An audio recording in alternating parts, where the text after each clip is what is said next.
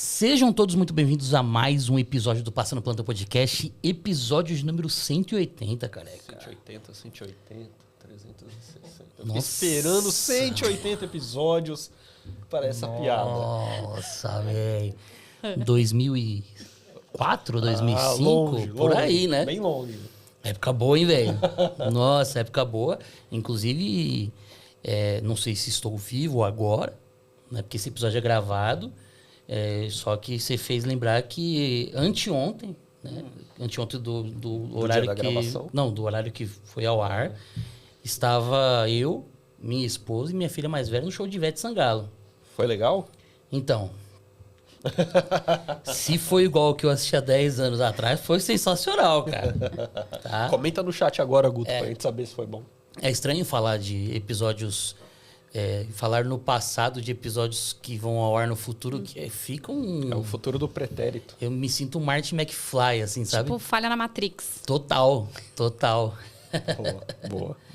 E aí, careca, como que você tá? Muito bem, o senhor. Muito bem, feliz. Estamos aí prestes a mudar o nosso formato, então você que ainda não sabe como que vai acontecer, nós vamos aumentar o número de episódios semanais, né, careca? É isso aí. Vamos passar aí a ter 2 episódios em breve, hein? Em breve no formato online agora, onde nós vamos desmembrar o bate-papo que a gente tem com os nossos convidados. Então, um dia da semana nós falaremos especificamente das histórias dos convidados, histórias de vida, histórias de carreira, histórias do dia a dia, histórias engraçadas, tristes, emocionantes e o que for.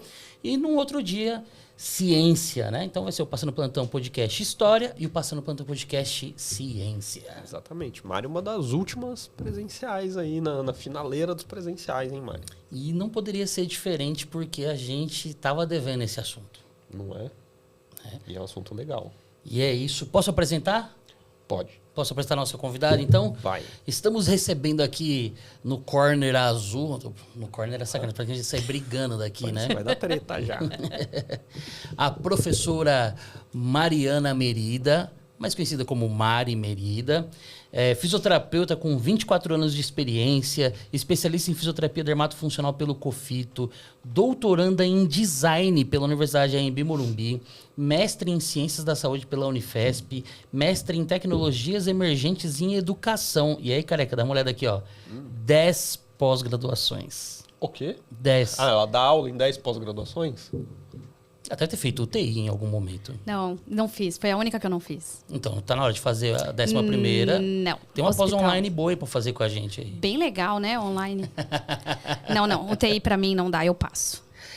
12 vezes premiada na educação. Porra. Queremos saber um pouco mais sobre esses prêmios, tá? Docente da Universidade AMB Morumbi e da FMU e CEO do Instituto Dandelion. Ó o biquinho. Dandelion. Isso aí. Quero olhar essa boca mole. Bem-vinda, Mari. Obrigado por ter aceito o nosso convite. Viu? Meninos, muito obrigada pelo convite. É um prazer estar aqui. Acompanho o trabalho de vocês. Me sinto honrada de estar sentada aqui e poder bater um papinho com vocês, né? Esses podcasts ser super famosos aí é uma honra poder estar aqui e contar um pouquinho da minha história. E UTI não, meninos. Agradeço imensamente o convite, mas não dá pra mim. Nem UTI de queimados? Nem UTI de queimados, que é a minha paixão, mas o ambiente hospitalar para uma pessoa como eu não dá. Eu estou aqui bem quietinha, assim, boazinha, bonitinha, sentadinha, balançando o pé. Mas eu tenho TDAH. Tá balançando o pé Eu mesmo. sou extremamente agitada. E o ambiente da UTI é um ambiente que me deixa extremamente ansiosa. Então, é algo que não consigo lidar bem com esse ambiente. Pra mim, me faz muito mal, sabe? Essas tomadas de decisão, assim, imediatas, essa sensação. Eu brincava que tudo apita, a gente não sabe o que tá apitando. Aí você não sabe se você desligou alguma coisa. É um ambiente muito caótico. Não consigo me sentir bem. Posso ir, passar um dia, ajudar, tirar dúvida de alguém, ver algum paciente e dar uma orientação, mas viver dentro desse ambiente, pra mim, não dá. Eu admiro quem fica, eu acho que são heróis, porque não é fácil, é um ambiente sob pressão, cada dia é uma rotina diferente, né? Acho que tem sua peculiaridade, assim, bastante interessante, mas eu não consigo ficar dentro de um ambiente assim. Poxa, e é tão legal uma UTI de queimado, sabia? Quase mandou um abraço pra Cidinha. Vamos mandar um abraço pra Cidinha? Cidinha, um abraço pra você, querida. Quando eu fiz a pós no HC, primeiro TI que eu passei foi queimados. É muito legal o TI de queimados. É bem legal. Tem muita coisa pra gente fazer como físio, assim. Eu falo que eles são uma fonte de aprendizado pra gente em todos os sentidos, né? O paciente de queimado. Não só na parte do fisioterapeuta, da físio, né? Porque não adianta só você trabalhar a parte respiratória, você precisa trabalhar posicionamento, você precisa trabalhar orientação, você trabalhar prevenção, né? Falo que a gente atua nos 3 níveis ali com os queimados, né? Mas também a parte humana, né? A questão da empatia, a questão de se colocar no lugar do outro, de entender o sofrimento do outro, né? De lidar com essa fragilidade, essa vulnerabilidade. Eu falo que ninguém que atende queimados se torna a mesma pessoa do que era antes. É impossível você atender um paciente uma vez na sua vida e não sentir a transformação como pessoa, né? Mas é um ambiente bem intenso. Admiro. Não, e tem uma questão que você colocou aí, que também tem a parte social, que muitos pacientes estão lá pela parte social, estão lá pela parte de saúde mental. Então, isso também pega bastante. Então, o profissional também sente isso daí, esse lado. Tem que estar ali, né, ter um certo preparo para lidar com isso. Ao mesmo tempo da atuação, tem até a atuação dentro do centro cirúrgico, que é muito legal, que a gente não está acostumado nas outras áreas. É um ambiente legal, é legal. E, infelizmente, é uma área que é pouco explorada, né? Sim. Nas faculdades, pelos profissionais. A gente tem um problema grave hoje no mercado, né? Não só de espaço para esses fisioterapeutas atuarem, porque tem muita gente que se interessa pela área, mas não consegue uma abertura para poder trabalhar, mas também de conhecimento, né? A gente, às vezes, recebe pacientes que tiveram alta de uma UTI, foram encaminhados para fisioterapia e alguns colegas se recusaram a atender por não ter conhecimento. A pessoa falou, eu entendo da ortopedia, mas nessa situação com esse tecido aberto, com esse enxerto, eu não sei, eu não entendo. Então, a gente está num momento bastante delicado em relação à questão dos queimados, né? Somos poucos, né? Essa questão social que você levantou, ela é muito importante. A gente tem uma fragilidade imensa nessa área. Primeiro porque são pessoas, na maioria das vezes, muito vulneráveis, no sentido de recursos financeiros mesmo, né? Segundo, questões emocionais. A gente tem muitos pacientes que ou atentaram contra a própria vida ou sofreram algum tipo de violência de companheiros e companheiras, né? Isso também é um outro problema de lidar com essa nova realidade, com essa situação a qual eles foram submetidos. E em 24, a gente fala que saiu do hospital, como que ele vai lidar com essa nova realidade, né? Muitas vezes ausentes dos seus compromissos de trabalho, das suas carreiras, muitas vezes numa imagem corporal que nunca mais vai ser a mesma, né? Numa alteração não só física, mas emocional. Alguns perderam entes queridos em caso de acidentes, incêndios, ou os companheiros, havia um relacionamento e isso também se perdeu em função desse cenário. Então, são pacientes bastante complexos, né? E que exigem de nós, profissionais fisioterapeutas, que muitas vezes não fomos treinados, né, para lidar com isso. Quando eu comecei, às vezes eu falava, e agora, o que eu falo para esse paciente? A gente não sabia muito como abordar, né? E aí fomos conversando com o pessoal da psico, na universidade, fizemos rodas de conversa, até para o nosso aluno saber como responder determinados questionamentos ou como acolher esse paciente quando ele verbaliza o que aconteceu com ele. Então, sim, meu olho brilha quando eu falo disso, porque eu sou apaixonada, mas é uma área bastante desafiadora e acredito que dentro da UTI tenham outros desafios que a gente também não tem, que eu acho que essa questão da vulnerabilidade imediata, do risco iminente de morte, de ter que conversar com a família nesses primeiros momentos, né? Porque tem toda aquela pergunta, e aí, o que vai acontecer? Vai sair, não vai sair? Como fica essa cicatriz? Como que ele vai ficar? A pele dele vai ficar normal? Se a gente já recebe isso no consultório, no ambulatório, eu imagino numa UTI, quando o profissional tem que, infelizmente, às vezes, ser esse mensageiro de má notícia, né? Sabe uma coisa que me chamava a atenção? Na época que eu passei, o UTI do queimado lá eram 4 leitos. Tinha sido acidente, uma menininha de 3 anos que virou... sabe o negocinho de aquecer o rechô? Fica embaixo, assim, virou em cima dela. E os outros 3 era tentativa de autoextermínio. Então, assim, tem uma incidência grande disso. Sim. Mas o que me chamou a atenção é a falta da presença da família. Porque são pessoas que já estão nessa condição de afastamento da família, convívio social, problema de saúde mental. Então, assim, estão totalmente afastados, passando por esse momento, tipo, sozinhos. E tem paciente que verbalizava, vocês estão fazendo tudo isso, mas a hora que eu sair daqui, eu vou fazer de novo. Eu vou fazer de novo. Então, tipo, meu, essa coisa do afastamento da família, o paciente, né, com todo esse quadro, me chama muita atenção, assim. Eu acho que é o ponto, talvez, que mais expõe a necessidade de um cuidado holístico mesmo, né? Nem aquela coisa sistêmica só. É extremamente abrangente, vai para todas as direções o cuidado. Exato, por isso que a gente fala que realmente é multiprofissional, né? A gente recebeu uma paciente... que era uma paciente da comunidade LGBT, que teve uma tentativa de feminicídio pelo seu companheiro e já estava sozinha, sem a família, e aconteceu essa mesma situação. A gente está fazendo tratamento todo voluntário e ela falou, vocês estão gastando tempo e energia comigo e eu vou fazer outra vez. E aí a gente falou, a gente vai gastar quanto tempo, quanta energia for necessário para que você perceba que a sua vida vale a pena e que você não precisa fazer isso outra vez. Nós não vamos soltar a sua mão. Então é muito difícil, é muito doído pra gente, né, ver esse tipo de situação, porque já são pessoas, né, que sofrem preconceitos de todos os cenários ainda. E essa moça, ela era casada há 8 anos. Então, não foi alguma coisa assim de uma pessoa que não havia um convívio, né? 8 anos de um relacionamento sólido, né? E, de repente, ele chegou bêbado em casa e infelizmente, aconteceu essa situação. E ruiu a vida dela, né? Você imagina, né? Já com tudo que já tinha passado na vida para conseguir trocar o nome, fazer toda aquela aceitação da sociedade, trabalhando, com uma vida... boa, de repente tudo desmorona de novo. Tudo desmorona e aí não se identifica novamente com aquela nova realidade. Então é muito complicado, né? A gente vê que essas questões de feminicídio e de atentado contra a própria vida, elas estão muito frequentes, né? Isso sempre aconteceu, mas eu tenho visto uma incidência muito maior, né? E até fui estudar um pouco sobre isso, porque quando a gente fala, né, atentado com, nossa, a pessoa vai usar o fogo, né? É algo que realmente é cruel, né? Porque a gente pensa numa pessoa pegando fogo, a gente imagina, né? Claro que a gente, por mais que a gente... Dói de olhar, né? Só da gente imaginar, a gente fala, nossa, mas por que o fogo, né? E aí eu fui ler um artigo científico, não me recordo o autor agora, mas ele fala sobre a conotação espiritual do fogo, né? O fogo, ele está relacionado com purificação.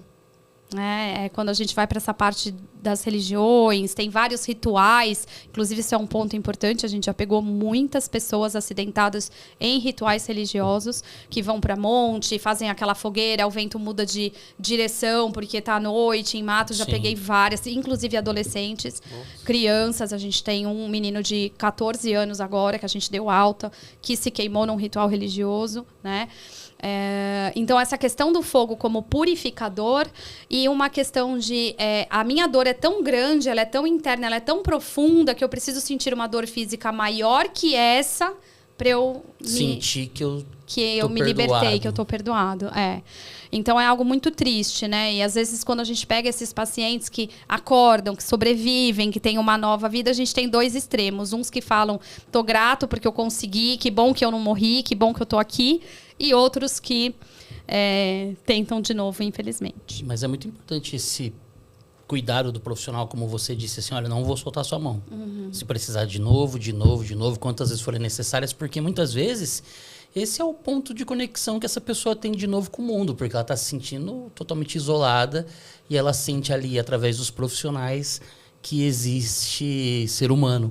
Né? Diferente do que ela imagina, essa paciente em questão, que pelos motivos inicialmente da identidade de gênero já sentiu todo o preconceito, depois dentro do próprio relacionamento de 8 anos ela passou pelo que passou.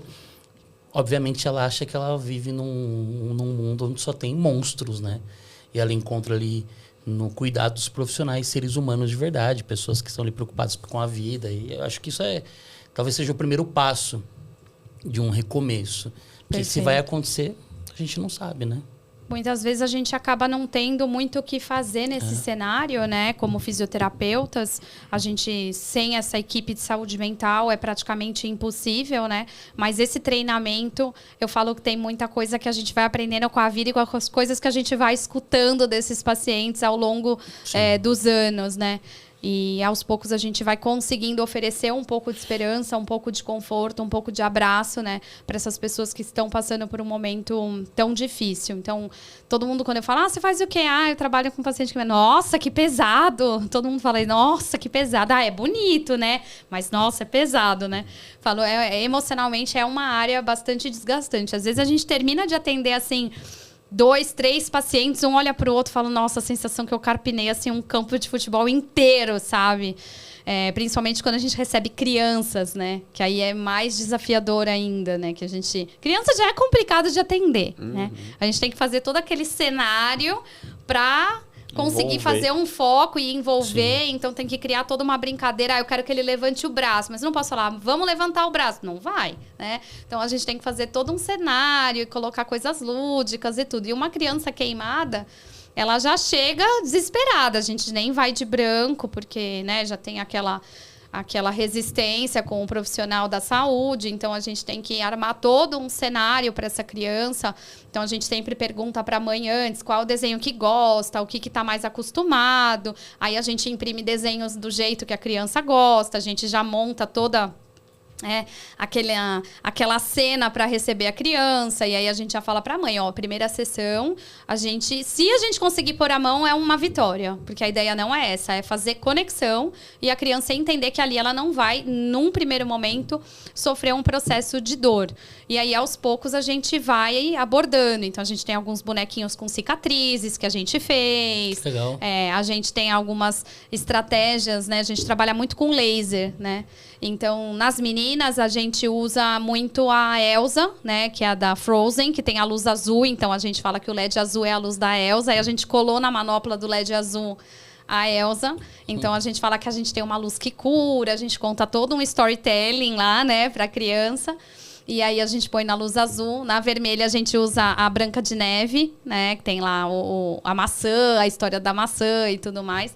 E para os meninos o Miranha, graças a Deus, né? Que vale o azul e vai pro vermelho. O Homem-Aranha salva a gente. Dois, né? Eles amam o Homem-Aranha. Eu não sei que tanto os moleques gostam de Homem-Aranha, mas é assim... É o melhor personagem da Marvel. É o melhor personagem então da tá Marvel. Explicado. Por que o Homem-Aranha? Eu nunca tive um apego assim, mas eu nunca gostei muito de super-herói também. Então... Não, eu também não, mas assim, se a gente for observar, é o personagem predileto do Stan Lee, velho. Não, sem contar que tem 1 milhão de Homens-Aranhas em vários universos, né? Então vai ter um Homem-Aranha que você vai gostar dele. Sim, eu gosto do Porco-Aranha, por exemplo. Aí, tá vendo?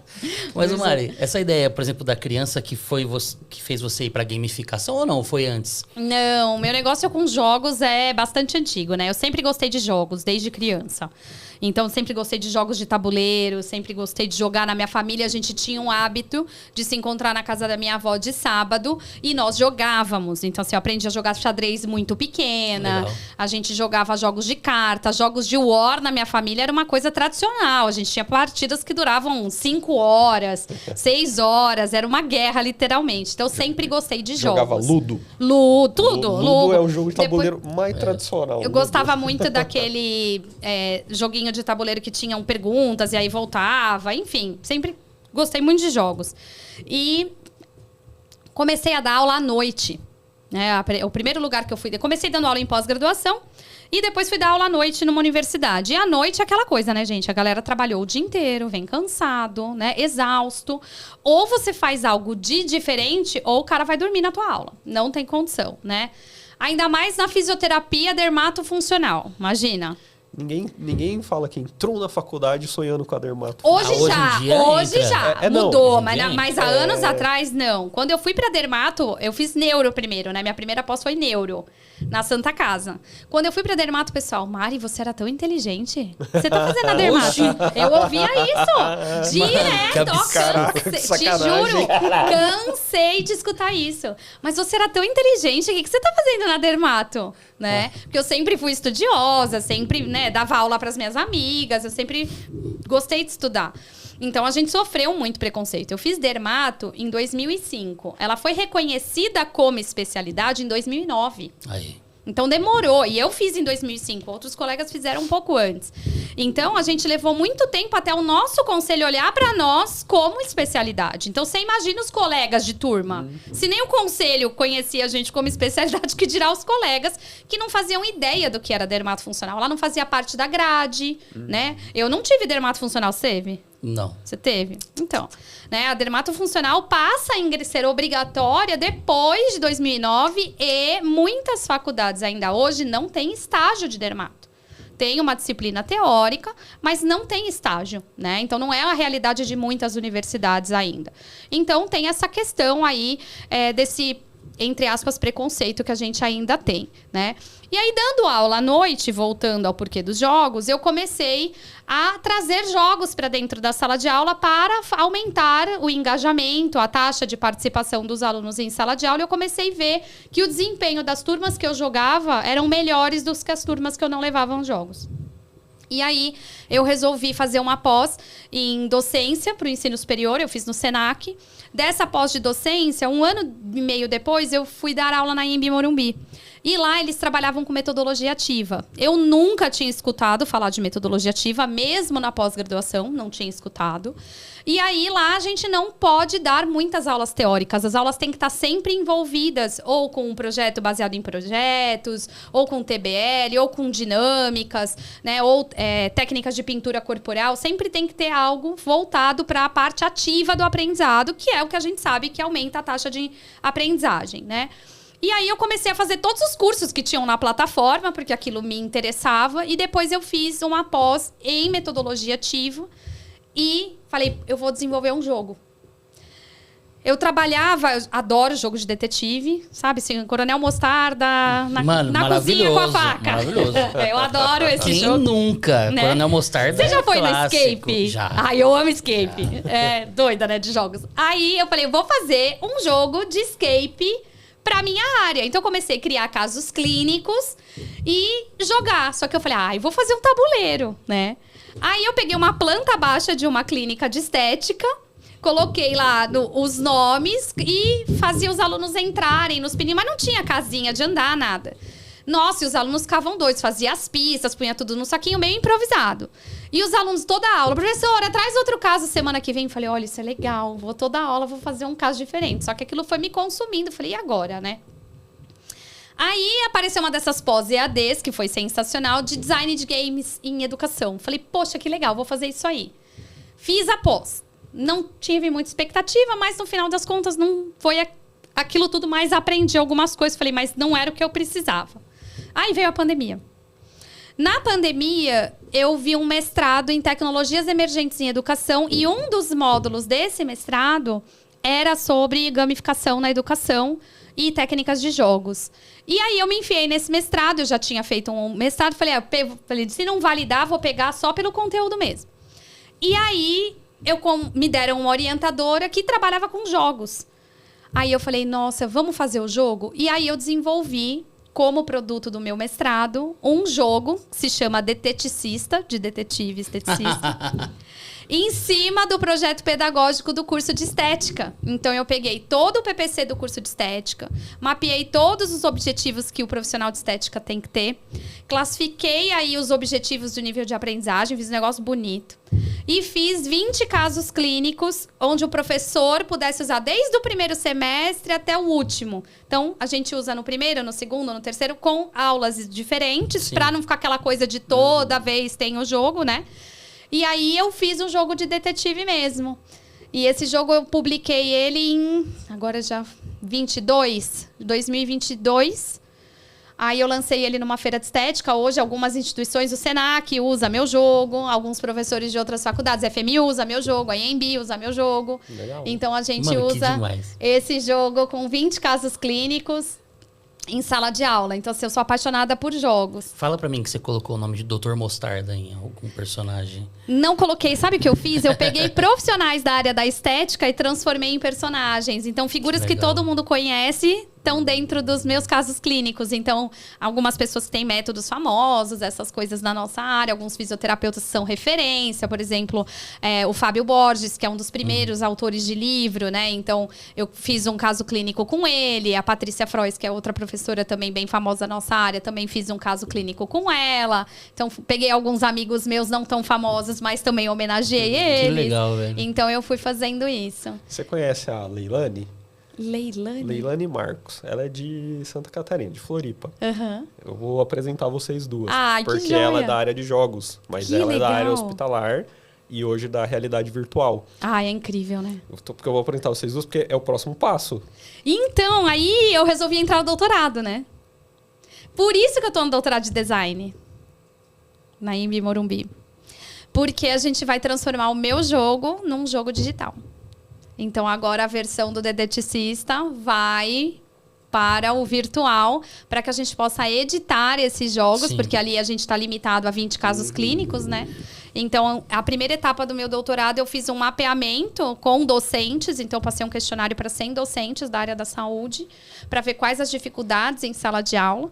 Aí eu já finalizei todo o levantamento, estou fazendo análise de dados para ver se a gente vai para a realidade aumentada, para ver se a gente vai para uma plataforma editável, mas a ideia é trazer para o digital aí esse jogo.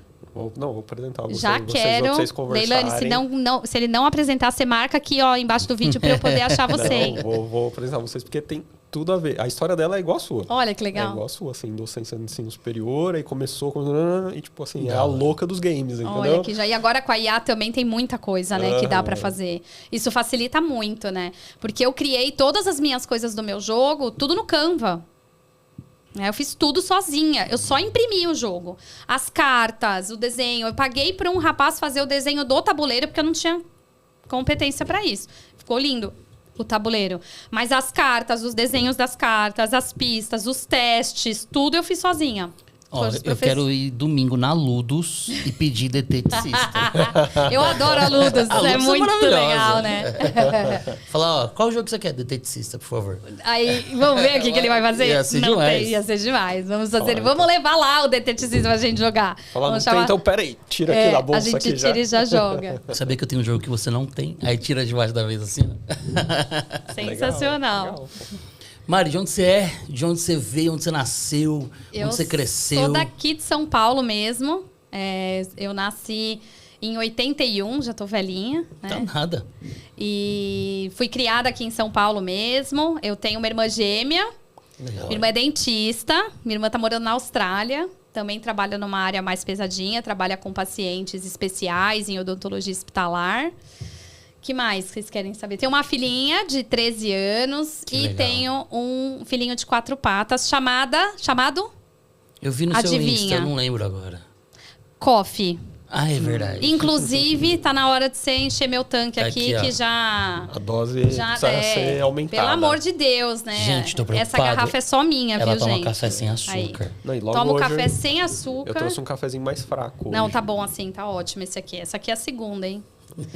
Ih, vai umas 8 aí, não tem problema. Ah, De, gente... de que região de São Paulo que você é? Eu nasci no centro. Sou do centro. bairro da Liberdade, moro ali. Eu nasci na Aclimação e moro na Liberdade atualmente. Mas Bairro. cresci ali. Pouco movimentado. Ai, eu Atualmente adoro tá aquele uma bairro, loucura, né?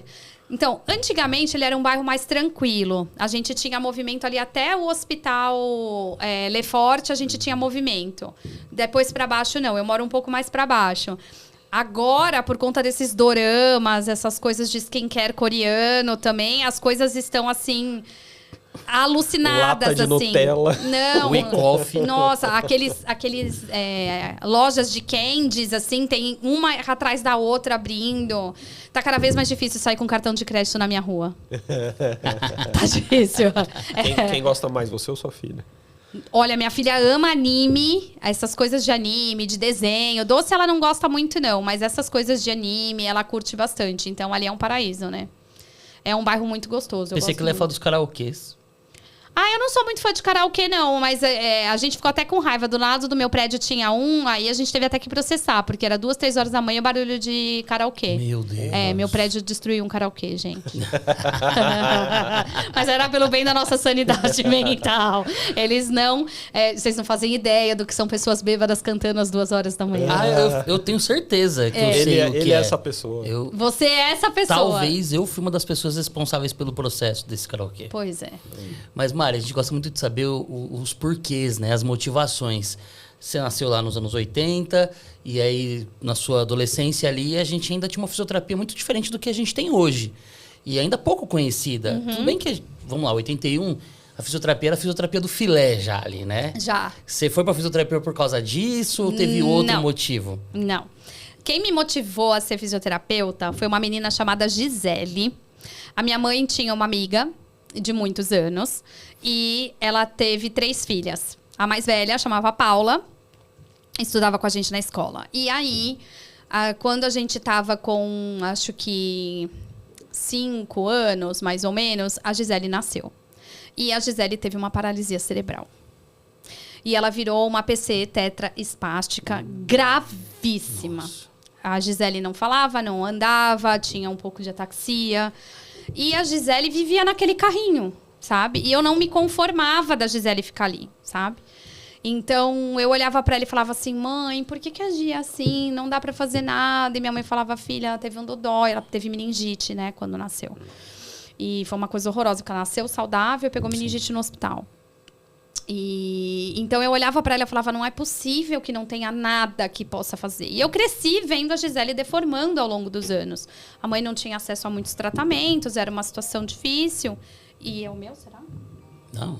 Tem problema. Não, ao vivo é assim mesmo. Eu acho que é o meu mesmo. E aí a Gisele cresceu daquele jeito, né?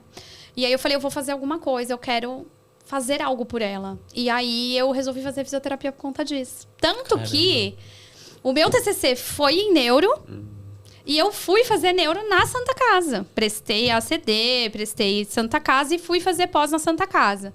E aí no meio da pós-graduação, porque na Santa Casa naquela época era fisioneuro e respiratória. Então, era neuro, músculo e esquelética. Era tudo junto. Não tinha separado como tem hoje. Hoje tem só a neuro, só a ortopedia, só a onco. Naquela época não tinha. Então, a única que tinha neuro era a Santa Casa. Eu optei por fazer lá, porque era uma universidade muito conceituada e tudo mais. E aí, no meio da pós-graduação... Porque na graduação, a gente tem o estágio, mas é aquelas 6 semanas que a gente fica ali, né? Depende muito do tipo de paciente que você pega. Você não mergulha tanto assim na área, né? Você vai viver mais a área depois. E aí eu comecei a ver que o meu jeito muito agitado, muito, né? Então, assim, eu chegava lá com as crianças, vamos brincar, as crianças ficavam entrava tudo em padrão. Aí a professora falava, Mariana, assim, olha, você tem que ser menos animada. Eu, como assim menos animada? Eu sou feliz, eu trabalhava em buffet infantil. Eu sempre fui muito agitada, fazia pintura no rosto. Aí eu chegava gritando, brincando. Ela, você tem que pisar mais leve. Eu, como assim?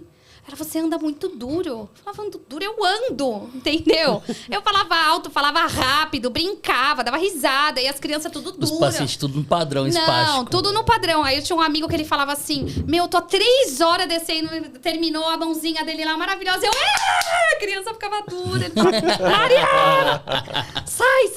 Aí eu falava assim, gente, eu vou ter que me controlar o dia inteiro. Como que eu vou me controlar? Não é você. Não sou eu, entende? Então, assim, tem coisa que a gente pode se adaptar na vida, mas tem coisa que é contra a nossa essência, né? Então, eu sou uma pessoa que falo muito, né? E aí eu queria conversar, e os meus pacientinhos não conversavam. Aí o pessoal, vai pra neuroadulto. Tá, eu tenho 1,5 m. Imagina eu atendendo neuroadulto em casa. Eu não tiro uma pessoa da cama. Eu não levanto a perna de um homem paraplégico, eu não levanto um braço, não levanto, eu sou muito pequena. Eu falei, eu fisicamente não vou durar muito tempo na profissão. E aí, eu falava assim, gente, qualquer criança que sentava, eu achava o máximo. Olha, ele senta. Aí minha amiga falava assim, ele é normal, Maria, não tem alteração. Então, meu padrão, assim, começou a mudar muito, sabe? De percepção das coisas. Eu falei, não é aqui, eu não sei o que eu vou fazer, eu não tô feliz aqui. Terminei a pós-graduação. E falei, e agora? O que eu vou fazer? Porque imagina, eu entrei na faculdade por causa disso. Eu fiz a pós-graduação por causa de neuro. E aí eu comecei a perceber que no dia... Eu sempre amei a teoria de neuro. Mas eu percebi que no dia a dia eu não ia ser feliz. E aí, na época, estavam contratando numa clínica de estética que eu precisava trabalhar. Tinha terminado a pós. Mandei currículo, me chamaram. Entende aparelho? Entende. Entende massagem? Entende. Está contratado. Eu, assim? Vambora, vamos trabalhar. Eu precisava trabalhar, comecei a trabalhar. E aí eu comecei a ser promovida.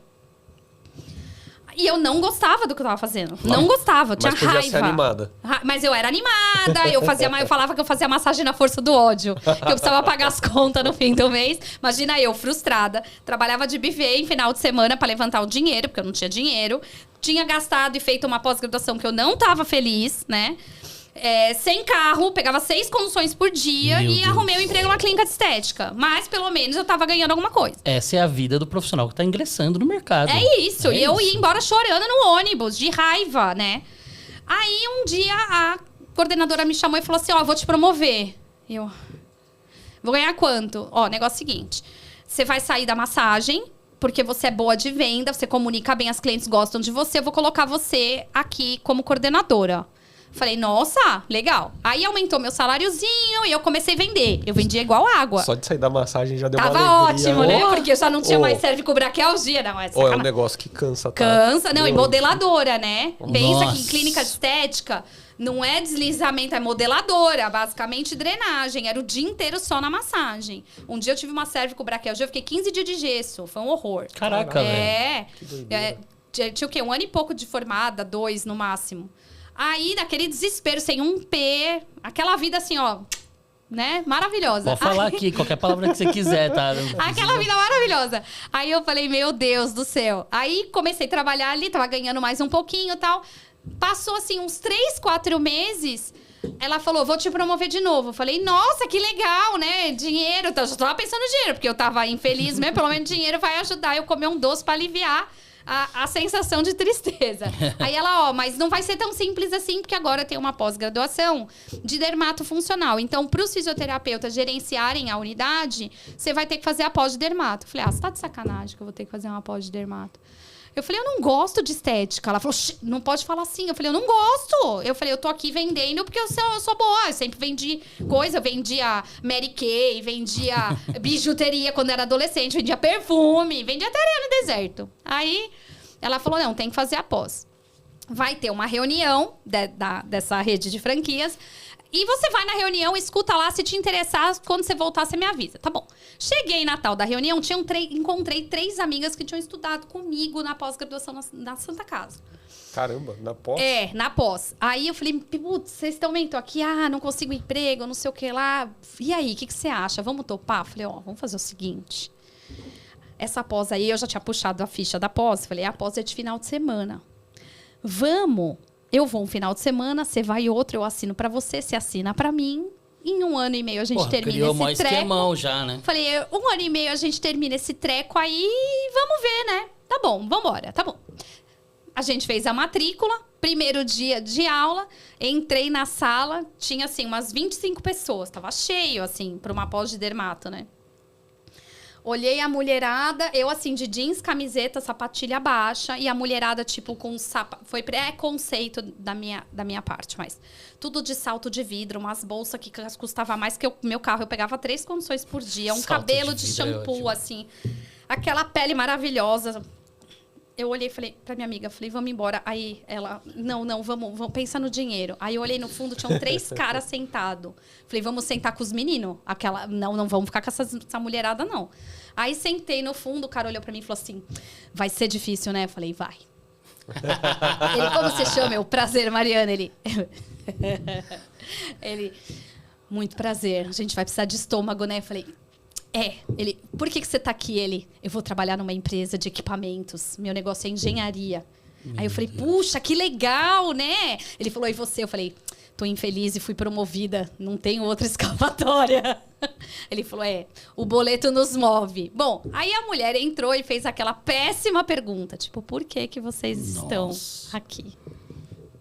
Porque eu não quero ser demitida. Minha amiga já me cutucou e falou, fica quieta. Eu falei, não vou ficar, não vou. Imagina, Se hoje eu já falo pelos cotovelos, imagina eu, sem filtro, há 20 anos atrás, sem muita maturidade, porque isso, Logo a maturidade frontal nos manda traz. saudade, né? A Não. experiência te ensina. Exato. Hoje eu jamais falaria, né?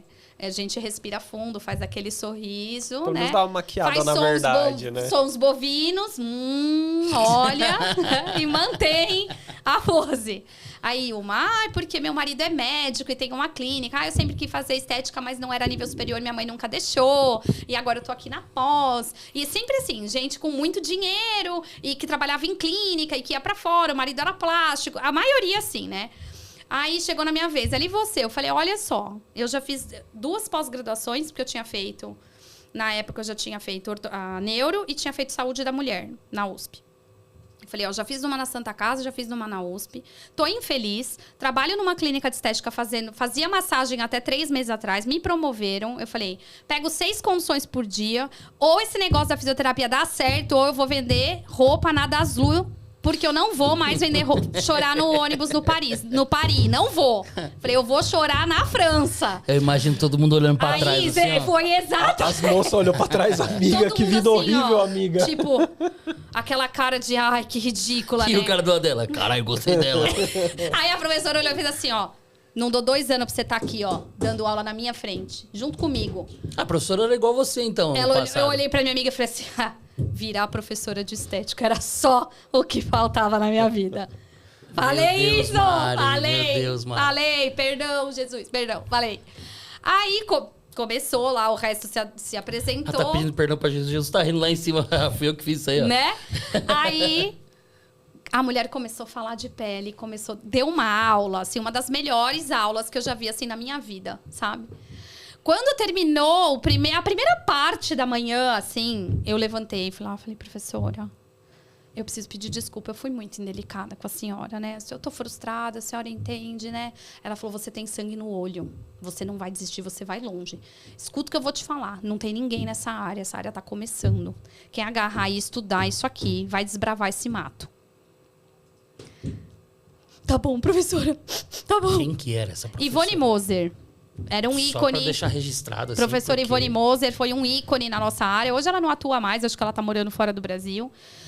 Mas foi uma pessoa, assim, que me deu um start, assim, maravilhoso. E Hoje ela não trabalha, ela só dá aula. Ela só dá aula. Essa aí é clássica, É né? que ela chegou primeiro, ela falou assim, se você se dedicar bastante, você pode trabalhar pra mim, porque eu cheguei primeiro. Basicamente isso. E aí, eu nem tinha terminado a pós-graduação, eu já estava dando aula na pós dela. Caraca, velho. Ela me convidou para dar os primeiros módulos de anatomia, então por isso que eu falo que eu fiz o inverso, né? Eu comecei dando aula na pós para depois dar aula aí na graduação. Então foi assim que eu falo que não fui eu que escolhi a dermato, ela estava no meu caminho, né? Era algo que Deus tinha para minha vida. E nessa pós-graduação, 3 módulos depois, eu conheci a professora Cristina Alonso, que é uma grande queimada, que foi vítima de feminicídio. E naquela aula eu falei, é isso que eu quero pra minha vida. É isso que eu quero fazer. Eu quero trabalhar na dermato, mas eu quero trabalhar com queimados. Então, desde 2005, que foi o ano que eu fiz a pós-graduação, que eu tenho essa vontade de trabalhar, que eu sabia que eu ia trabalhar com pacientes com sequelas de queimadura de alguma forma, né? Caramba. E você sabe que eu já escutei de algumas pessoas que queriam trabalhar com queimados, mas tinham uma resistência, um preconceito, porque tinha que ir para a área de estética. As pessoas queriam queimados, mas como queimados está dentro da estética, elas não queriam passar por todo o processo. Você escuta muito isso também? Eu escuto. O que eu vejo é assim, as pessoas, elas subestimam a dermatofuncional, elas não conhecem a dermatofuncional. Então, a dermatofuncional, ela tem 7 sub-áreas. A estética é Lista pra gente, uma por favor. delas, tá? Então, nós temos angiologia e linfologia, que é toda a parte vascular. Então, nós temos todas as doenças relacionadas ao sistema vascular. Sim. Então, nós temos aí, entra o linfedema, entra úlceras, feridas e tudo mais. Nós temos dermatologia, que são as doenças de pele. Então, hanseníase, psoríase, todas as doenças que envolvem as lesões cutâneas, inclusive as de terapia capilar. Nós temos a estética e cosmetologia, que é uma única área da... Todo mundo fala fisioterapia estética, mas não é uma. Que aí entram as disfunções estéticas, gordura localizada, celulite, flacidez e tal. Nós temos pré e pós-operatório, que é a parte também bastante tradicional, né? Por conta das cirurgias. Nós temos o pré e pós-bariátrica. Nós temos queimados e tá faltando uma. Tá faltando uma. Eu vou lembrar. Quando você lembrar, você fala. Que agora eu já perdi as contas de quais foram, mas são 7 sub-áreas. Qual que eu perdi? Dermato, estética, pré- e pós-operatório, angiologia, pós-operatório, bariátrica, queimados. Ai, tem mais uma. Vou pegar uma cola aí e depois eu falo pra vocês. Tá agora me deu um branco. Eu me interessei pela capilar, viu? Eu percebi. Capilar é assim, enquanto há folículo, há vida, né? Há esperança. Mas dependendo Terreno do seco, avanço, ferrou, Guto. a gente já não tem muito mais o que fazer. Uma prótese talvez seja a solução. Eu sempre falo aqui que não dá pra levantar a parede na areia. Tá vendo? É fogo, mano. Tem casos da tricologia, né, que a gente consegue, desde alguns tipos de alopecias que são universais, que a gente consegue frear um pouco ou, né, diminuir a velocidade de avanço, porque algumas vezes a gente não consegue reverter ou melhorar, mas a gente consegue fazer com que ela avance mais lentamente. Então, e tem outros casos onde é possível a gente recuperar sim, né? Então, infelizmente, muita gente fala isso. Eu queria trabalhar com queimados, mas eu não quero trabalhar com estética. Só que a pós de dermatofuncional, ela vai abranger essas 7 áreas, né? E queimados é uma só. A gente não tem uma pós-graduação só em queimados. Ainda a gente não tem, né? Daria para ter conteúdo para tudo isso. Essa pós ainda não existe. Então, ela está dentro do conteúdo de dermatofuncional. Mas a gente tem cursos de formação, né? No meu espaço eu ofereço esse curso para fisioterapeutas só em queimados. Então, hoje a gente já tem. Não é uma pós-graduação, mas é um curso livre e a gente oferece, inclusive, estágio com os pacientes. Porque o que acaba acontecendo também, muitos profissionais fazem a pós de dermato, mas o módulo de queimados não é prático. Ele é um módulo teórico. Por quê? Não tem acesso ao paciente. Sim. Então, você imagina que muitos lugares vão falar o quê? O paciente vai vir uma vez por ano, porque a pós tem 18 meses, um módulo é queimados. E aí, você vai lá para quê? O paciente não quer ir lá ser, entre aspas, um modelo. Ele quer o tratamento, ele precisa do tratamento. Então, ele quer um lugar que dê continuidade. Então, para esses pacientes, não vale a pena ir nessas aulas. Então, quase que 100% das pós-graduações, quando tem o módulo de queimados, ele não é um módulo prático. Então, eu pego muito profissional pós-graduado, com título de dermatofuncional, que nunca pôs a mão num queimado. Caramba, isso é grave, né? Para quem quer trabalhar na área, Sim. é um limitador bastante Sim. importante. Então, eu tenho muitos profissionais que pedem e que vão fazer o nosso curso por isso. Porque a gente oferece a formação e oferece um estágio para que esse profissional ele consiga ter uma vivência com o paciente.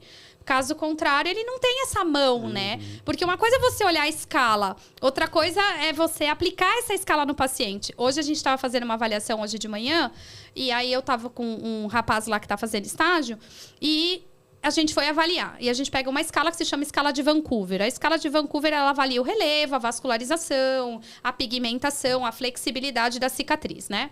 E aí tinha lá um quadrinho com a escala de Vancouver. Eu falei, bom, então agora você avalia para eu ver. Aí ele falou assim, tá, qual delas? A paciente tinha 60% do corpo queimado. Eu falei, então, você tem que avaliar todas. Você tem que dividir por segmento. Porque, às vezes, numa mesma cicatriz, você tem características totalmente diferentes. Uma área está mais escura, a outra está mais clara, porque destruiu o melanócito. Uma está mais elevada, a outra é um queloide. Né? Ele falou, meu Deus, e agora? Eu falei, então, imagina que esse é um paciente real, ele está no seu consultório. Você vai fazer isso? Quanto tempo você vai levar só para preencher essa fichinha aí? Então, tem coisa que, para uma pesquisa científica, funciona. No dia a dia do consultório, não. Por isso que eu falo que existe uma diferença entre o dia a dia do consultório, a vivência e o que está na literatura. Então, a escala de Vancouver, ela é muito utilizada. Só que você precisa fazer um cara crachá. Peraí, vamos começar por onde? Vamos começar por onde tem mais limitação. Beleza. Então, vamos trabalhar essa área, a região da axilar e o pescoço, que é o que está pior. O resto a gente vai trabalhando num segundo momento. Então, vamos começar avaliando por essa? Vamos. Então, vamos fazer isso aqui. Num próximo momento, a gente passa para uma segunda etapa. E foto. Então, você tira a foto do paciente, filma o paciente, toca o paciente, depois você vai preenchendo. Então, essa vivência é bastante complicada, né? E o paciente queimado, ele não é só um paciente queimado. Às vezes, ele tem uma alteração de base, ele tem uma doença sistêmica junto, ele tem uma alteração ortopédica. A gente tem pacientes queimados que evoluem com escoliose, porque tiveram perda de musculatura. por conta da queimadura. A gente tem lesão de plexo. Por isso que eu falo que o queimado, ele é pra gente, assim... a gente não adianta ser só dermato. A gente é fisioterapeuta antes de ser dermato. Peguei um paciente que tá comigo agora, que teve uma queimadura elétrica, trabalhava instalando painel de LED, que tá super comum, né? Ele sofreu uma descarga elétrica. A corrente entrou pela mão, saiu pela coxa. Por um milagre, ele não faleceu, né? Só que aonde passou a corrente... cozinhou. Queimou tudo. Tudo. Ele perdeu um pedaço da musculatura da lateral da coxa, do tensor da face lata, enfim. E diminuição de força de mão. Falei, olha, a gente precisa de uma eletroneuromiografia. Porque não adianta a gente ficar trabalhando força de mão se a gente não souber se você teve uma lesão nervosa. Porque ele teve uma destruição imensa nessa região. Teve perda de musculatura peitoral, enfim, reconstruíram tudo. Mandei pro SUS, né? Veio do SUS, a gente devolveu solicitando. Aí, o que eles pediram? Pediram um ultrassom de punho. Ok. É quase igual, quase igual. Aí, pediram um ultrassom de punho. E aí, obviamente, veio um espessamento em algumas áreas, né? Aí eles viram que precisava de uma eletroneuro. A gente já tinha solicitado. Aí, agora, fez eletroneuro. E aí, veio lesão de nervo. Então, a gente muda toda a conduta quando a gente está diante de uma lesão periférica, né? Então, a gente não tem muito o que fazer. A gente vai ter que adaptar. E já acionei a fono. Então, agora vamos adaptar e ver o que dá para fazer. E aí, a gente não perde na fisioterapia tanto tempo trabalhando força. Porque... agora é ir ali trabalhar com a fono, com a TO, para fazer as adaptações. Exatamente. Então, a gente está focando nas cicatrizes, em outra... Porque imagina que esse paciente ele tem várias cicatrizes, né? Então, a perda de força era um ponto importante. Ele falava que ele percebia que estava voltando, a gente não tinha exame nenhum. Então, uma parte do nosso atendimento era dedicado à função, a fortalecimento e a cinésio. Até vir o exame, porque eu falei, enquanto a gente não tiver certeza, a gente não pode abandonar. Claro. A gente precisa seguir acreditando que existe uma recuperação. E aí, até vir tudo isso, você imagina que foi um tempo razoável, porque não é pede o exame hoje, faz semana que vem depois. Ainda mais que pediram um exame que não era necessário no meio do caminho, né? Exato. Mas sabe aquelas coisas de protocolo? Primeiro sim. você tem que pedir um, para depois pedir o outro, e isso tudo vai atrasando, Você né? precisa ter certeza que você tá errado. Exato. Pra você. Para tentar acertar. Às vezes acontece esse tipo de coisa. Então, a gente acaba perdendo um pouco, né, de tempo nesse sentido. Então, agora a gente já acionou essa equipe para fazer um trabalho multi também nesse sentido, entende? Então, a gente tem esse olhar também, né, onde a gente consegue atuar com várias questões. Então, muitas vezes a pessoa fala, eu não quero trabalhar com queimado, não quero trabalhar com estética. Mas não é só estética, né? Porque a estética é um ponto muito importante para o paciente, né? A gente tem paciente que chega assim com 60%, 70%, 80% do corpo. Teve, né? E hoje já chega para nós com isso reduzido. E aí você pergunta para ele, o que é mais importante para você? Aí o paciente, o rosto. Aí você fala, mas e no dia a dia? Você consegue? Não faço nada sozinho. Eu preciso de alguém para me vestir, eu preciso de alguém para me ajudar aqui, eu não consigo pôr a blusa. Mas se você tivesse que escolher um lugar para tratar, o rosto. Aí você fala, não, olha como isso é importante, né?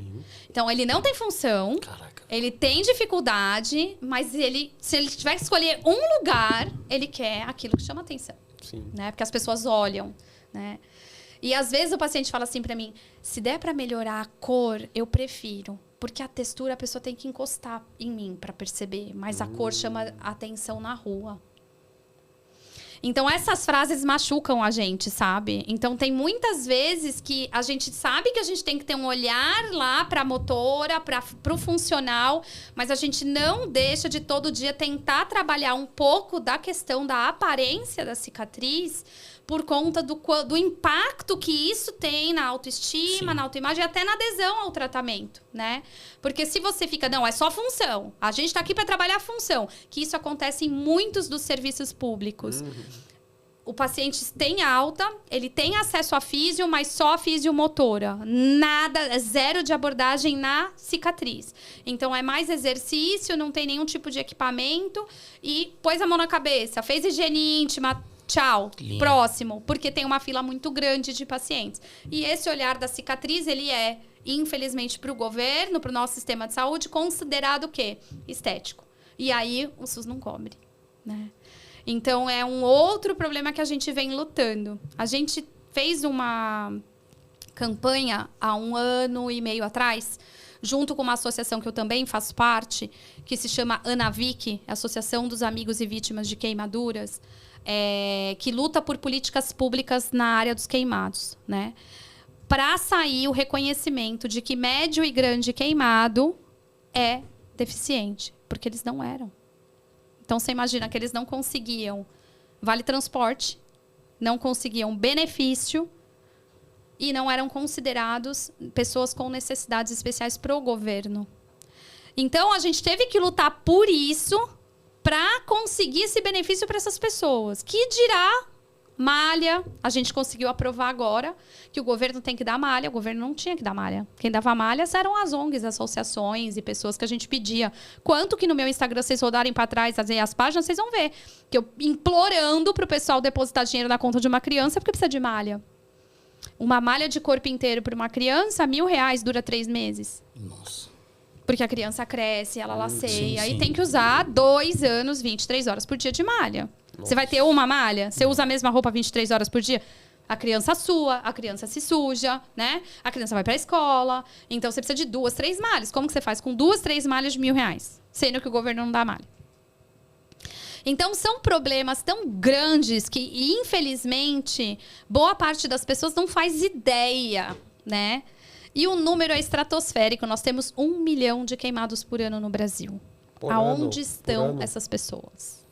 Quantos queimados você já viu na rua? Pouquíssimos. No cinema, no metrô. Pouquíssimos. Aí que entra, né? Você vê, funcionalidade é muito mais do que poder mexer os braços e as pernas, né? Exato. Essa pessoa tem a função do braço preservada, mas ela não está colocando isso em prática, não está transformando isso em qualidade de vida. Porque se tem tudo isso e a gente não está vendo, que eles estão trancados em casa por esse motivo.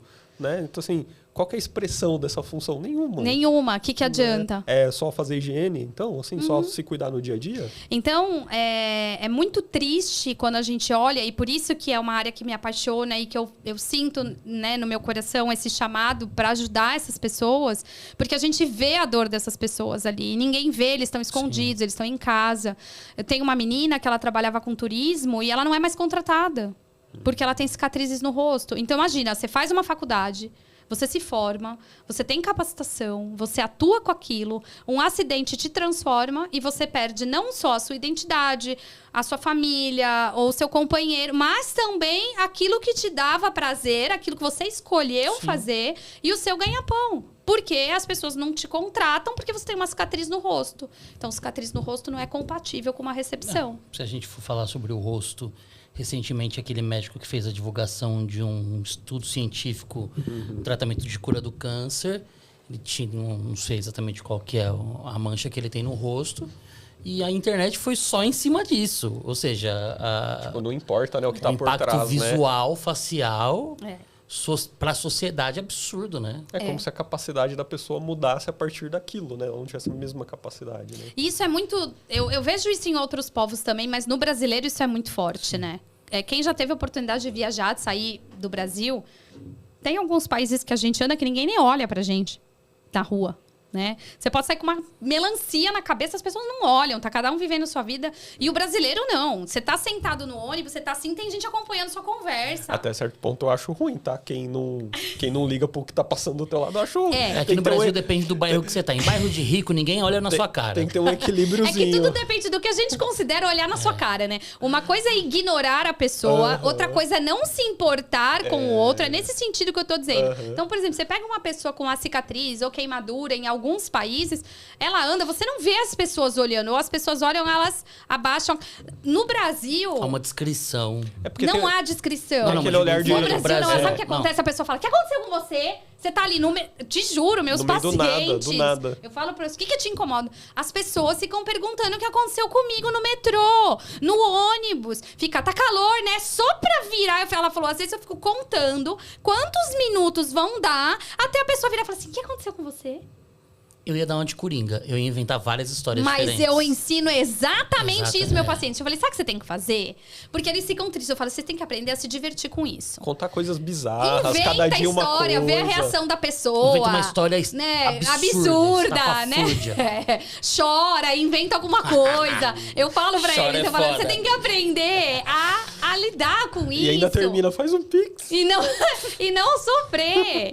Tem que aprender a levar na esportiva. Porque o paciente... Você imagina você ali com uma situação que foi difícil pra você, que você quer esquecer. Que você tá ali sentado, você tem uma cicatriz, você tá lá, você nem lembra às vezes você tá com a cicatriz. Aí a pessoa senta, o que aconteceu com você? Gente, você não sabe o que aconteceu com ela. E se ela quer falar... Trabalhei o dia inteiro. O que aconteceu com você? Eu tava comendo cu de curioso. Ah, se fuder, velho. Eu tive uma que... Aí eu falo isso muito com os jovens, né? Eu tava com uma paciente, uma menina, que sofreu um acidente numa escola. E aí ela ficava muito incomodada das pessoas olhando e tudo. E eu falei, você já pensou em tentar deixar isso mais divertido, engraçado? E constranger quem tá te constrangendo? Porque a pessoa perguntando, ela tá te constrangendo. Eu falei, constrange ela também. Deixa ela numa saia justa. Cada hora você fala uma coisa. Aí ela falou, Mari, vou ver um dia que eu estiver mais animada, porque também tem isso. Às vezes eles têm altos e baixos e tudo mais, né? E aí ela fez isso. A pessoa virou e falou assim, o que aconteceu com você?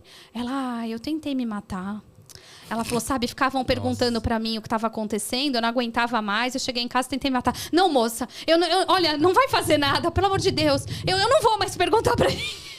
Aí ela falou que ela abaixou a cabeça e depois ela saiu rindo, assim, sabe? Nossa, ela falou que ela tentou se matar numa das vezes que a pessoa tinha perguntado. Não, olha, você não quer falar? Não tem problema. A moça não sabia onde enfiar a cara. Ela, não, moça, eu tô brincando. Mas não pergunta mais isso, que isso é muito chato. Falei, vira pra pessoa e fala isso. Eu não gostaria de falar, você está sendo invasiva. Isso não te diz respeito. Plena, você não é obrigado a falar. Eu falei, você vai deixar a pessoa constrangida. Porque imagina você ouvir isso. Ou então tem que meter o louco de não saber o que tá acontecendo. O que aconteceu com você? Do quê? Do que você tá falando? Mas é isso que eu falei. O cara vira e fala assim, não, eu trabalhei o dia inteiro. Porque assim, o que aconteceu no sentido assim, por que você tá cansado, cara de triste? Tipo, não tem a ver com o que ela tá vendo, é com o que a pessoa tá... Mas esse negócio na sua cara, que negócio? Dá uma de loucaço. Essa tristeza é que eu tenho escala 6x1, moça. Aí a pessoa vai ficar meio... Essa tristeza é que eu tenho uns boletos pra pagar e eu ainda não consigo terminar. Você não quer aproveitar a sua curiosidade com a minha vida e me ajudar com o Pix, né? Então, ou dar um papelzinho já. Nossa. Você está curioso pra saber o que aconteceu comigo? Faz o Pix e eu já te conto. Escaneia essa é boa também, hein? Escaneia esse QR Code Faz o Pix que eu conto pra você o que é. Caso contrário, morra com a sua curiosidade. Entra aqui na minha comunidade que eu contei tudo lá. Não, mas assim, gente. Cria, você aí que tá passando por esse problema, cria valores diferentes. Então, uma história inventada, R$25. Com uma história detalhes. engraçada, R$50. A verdade, R$100. Isso. E aí foi, pô. Aí vai. Eu acho que é uma forma de tornar as coisas mais leves. Mas com o tempo, a gente acaba lidando com isso, né? E tentando ajudar essas pessoas a passar por isso. Então... Essa questão da aparência é muito forte pra eles, né? Sim. Porque as pessoas ficam olhando, querem saber o que aconteceu, né? Eu falo que é igual no Instagram, quando alguém coloca luto, morreu. Meu, a galera fica lá até descobrir. Nunca viu a pessoa, mas morreu do quê? Nossa, sou essa pessoa. Você é essa pessoa? Mas, você fica investigando até descobrir do que a pessoa morreu. Mano, quando o Crefito posta que um fisioterapeuta morreu, meu Deus do céu, Vai investigar. O Orkut. Eu não consigo. Fifi da porra. É muita falta do que fazer, né? Fulano morreu. Eu falei, do quê? Morreu trabalhando? Morreu... Conta a fofoca inteira, né, gente? E, cara, tem coisa simples assim, ó. Na rua, assim, tipo, mercado, shopping. Às vezes as pessoas olham pra mim por careca. Pô, careca tem em todo canto. E mesmo assim as pessoas... olham. Entendeu? É que você não é só careca. Eu sou bonito, Todo tem outras mundo, coisas. Todo mundo me pergunta se você não tem sobrancelha, velho. Não, porque isso às vezes as pessoas demoram anos pra perceber. Tem pessoas que Você tem alopecia universal? É. Olha lá, é um caso de alopecia universal. Tem pessoas que trabalham comigo anos e não de percebe. repente um dia na Copa ela olha assim... Mano, você não tem sobrancelha? Do nada. Que o assim. pessoal... Não pergunta se você tá com câncer? Eu já tive uma paciente que falou assim, vai vendo, né? A paciente chegou assim pra mim enquanto atendi ela. Nossa, deve ser muito difícil, né? Ter que trabalhar e fazer tratamento, assim, né? Mano, olha o nível de cara de pau da pessoa pra meter essa, velho. Às vezes fala, vou contratar aquele moço, coitado, né? Ele já tá lá no fim da vida, tá precisando de ajuda, né? Deixa eu dar uma força pra ele. Agora, e aí você falou o quê? Aí eu falei, não tem nada disso aí, não. Aí, mas eu tenho muitos pacientes que falam, nossa, você parece aquele menino lá, o Xuxa, o Fernando Scherer, né? O nadador. Eu falei, porra. Já teve caso de turma que perguntou, pô, ele não tem sobrancelha? Eu falei, ciclo de quimioterapia. Aí o pessoal ficou meio assim. Porra, mano. Pergunta pra ele, não pergunta pra mim, velho. Aí você vê uma coisa Mas simples. é a curiosidade, né? As pessoas são curiosas. E é engraçado que com criança a gente não vê muito isso. Quando a gente pega criança queimada, dependendo da idade da criança, os amigos aceitam super bem e não ficam perguntando o que foi que aconteceu quando essa criança volta para a escola, né? Ou o jeito de perguntar é esse, isso faz dodói? Não é um jeito de curiosidade conta o que aconteceu com você. Não é aquela curiosidade mórbida, Não é a né? curiosidade dos detalhes legítima, mórbidos, assim, né? Então, isso é algo que eu também ensino muito para os meus alunos, sabe? Quando a gente vai fazer a avaliação do paciente, é um tema sensível, né? Sim. Por quê? O paciente vai ter que reviver aquilo que aconteceu com ele. Ele precisa me contar o que aconteceu com ele. E eu percebo que alguns alunos ficam assim, não, mas e aí? Eu falo, gente, vamos lá. Os detalhes sórdidos, a gente não precisa saber. Né? Porque tem gente que é igual o da Atena na televisão, que a gente fala, vai sangrar, vai cair, né? Enquanto, não, olha lá, moça, tá saindo sangue. A folha da anamnese tá vermelha. Nossa, a pessoa... E assim, a gente não precisa... A anamnese é o Terrifier, né, velho? A gente não precisa desses detalhes, né? Então, quanto menos detalhes, melhor, né? Não, e aí, você se queimou e fizeram alguma coisa de imediato? Como é que foi esses primeiros socorros? Te levaram para onde? Para que hospital você foi? E tudo mais. Então, tem gente que fica assim, ai, professora, ela falou que foi com álcool, mas assim, eu tô louca para saber o que foi. Eu falei, com álcool? Não, professora, a verdade. Com álcool. Ela já falou a verdade. Ela queimou com álcool. Não, eu queria os detalhes. Então, você vê que é uma curiosidade de algo assim... que viola o nosso papel. Sórdido. Né? Sórdido, né? Então, a gente tem que tomar muito cuidado com isso, né? Essa abordagem, eu falo que a gente precisa... se colocar no lugar do outro é impossível. Né? Então, a gente nunca vai ver a vida do outro pelo olhar do outro, a gente nunca vai conseguir entender o que a pessoa passou, porque a gente não tá no lugar dela, a gente não tem a história dela, a gente não tem a criação dela, a gente não tem como. Eu falo que empatia não é se colocar no lugar do outro, é dizer para o outro, eu não posso estar no seu lugar, eu não tenho como saber o que você sente, o que passou com você, mas eu entendo a sua história e eu tô aqui para te ajudar a fazer parte dela. Mas eu nunca vou estar no seu lugar. Eu não sei o que você está vivendo. Então, eu trabalho com queimados há mais de 15 anos. Eu nunca falo, eu entendo o que você está sentindo. Eu falo, eu não tenho como estar no seu lugar. Eu não tenho como saber o que você está sentindo. Eu já ouvi histórias inúmeras como a sua, mas eu nunca vou poder mensurar o que você está sentindo. Mas o que eu posso te dizer, isso vai passar. E você não está sozinho e a gente vai te ajudar. Nós estamos aqui. Isso é ter empatia. Né? E não ficar cutucando a pessoa para ela contar o que aconteceu e, né? São coisas que machucam ainda mais o paciente. E se já é difícil para um paciente falar isso na fisioterapia, você imagina a patiazinha que senta no lado do busão e que tá querendo saber o que tá acontecendo. Você aciona gatilhos que muitas vezes faz o paciente querer sair correndo dali, né? Aí ele evita sair de casa, entende? Ele evita pegar uma condução, ele evita ir num teatro, ele evita sair, ele evita fazer as coisas, porque sempre tem alguém olhando, né, com um olhar assim, muitas vezes curioso, outros, né, a gente fala com os olhos, julga, né? Tá julga. Eu acho que assim, a sociedade já não sabe lidar com isso.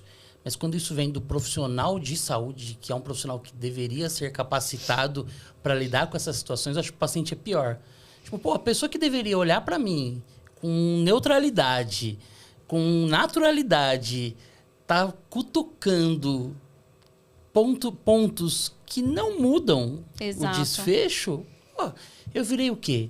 Eu virei um paciente ou eu virei uma manchete de uma notícia de um jornal sensacionalista? Exato. É complexo isso, né? Isso quando falta, e aí eu falo que cada vez mais difícil, a geração mais nova não é um preconceito, mas é algo que a gente tem visto.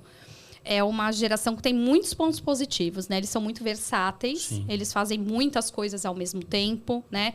Eles são uma geração com menos preconceito do que as anteriores, muito mais aberta a pessoas diferentes, né? Seja estilo de vida, profissões e tudo mais. Mas, ao mesmo tempo, eles têm uma gestão emocional muito diferente, assim, uma dificuldade em saber como se portar, muitas vezes, em saber o que falar, muitas vezes.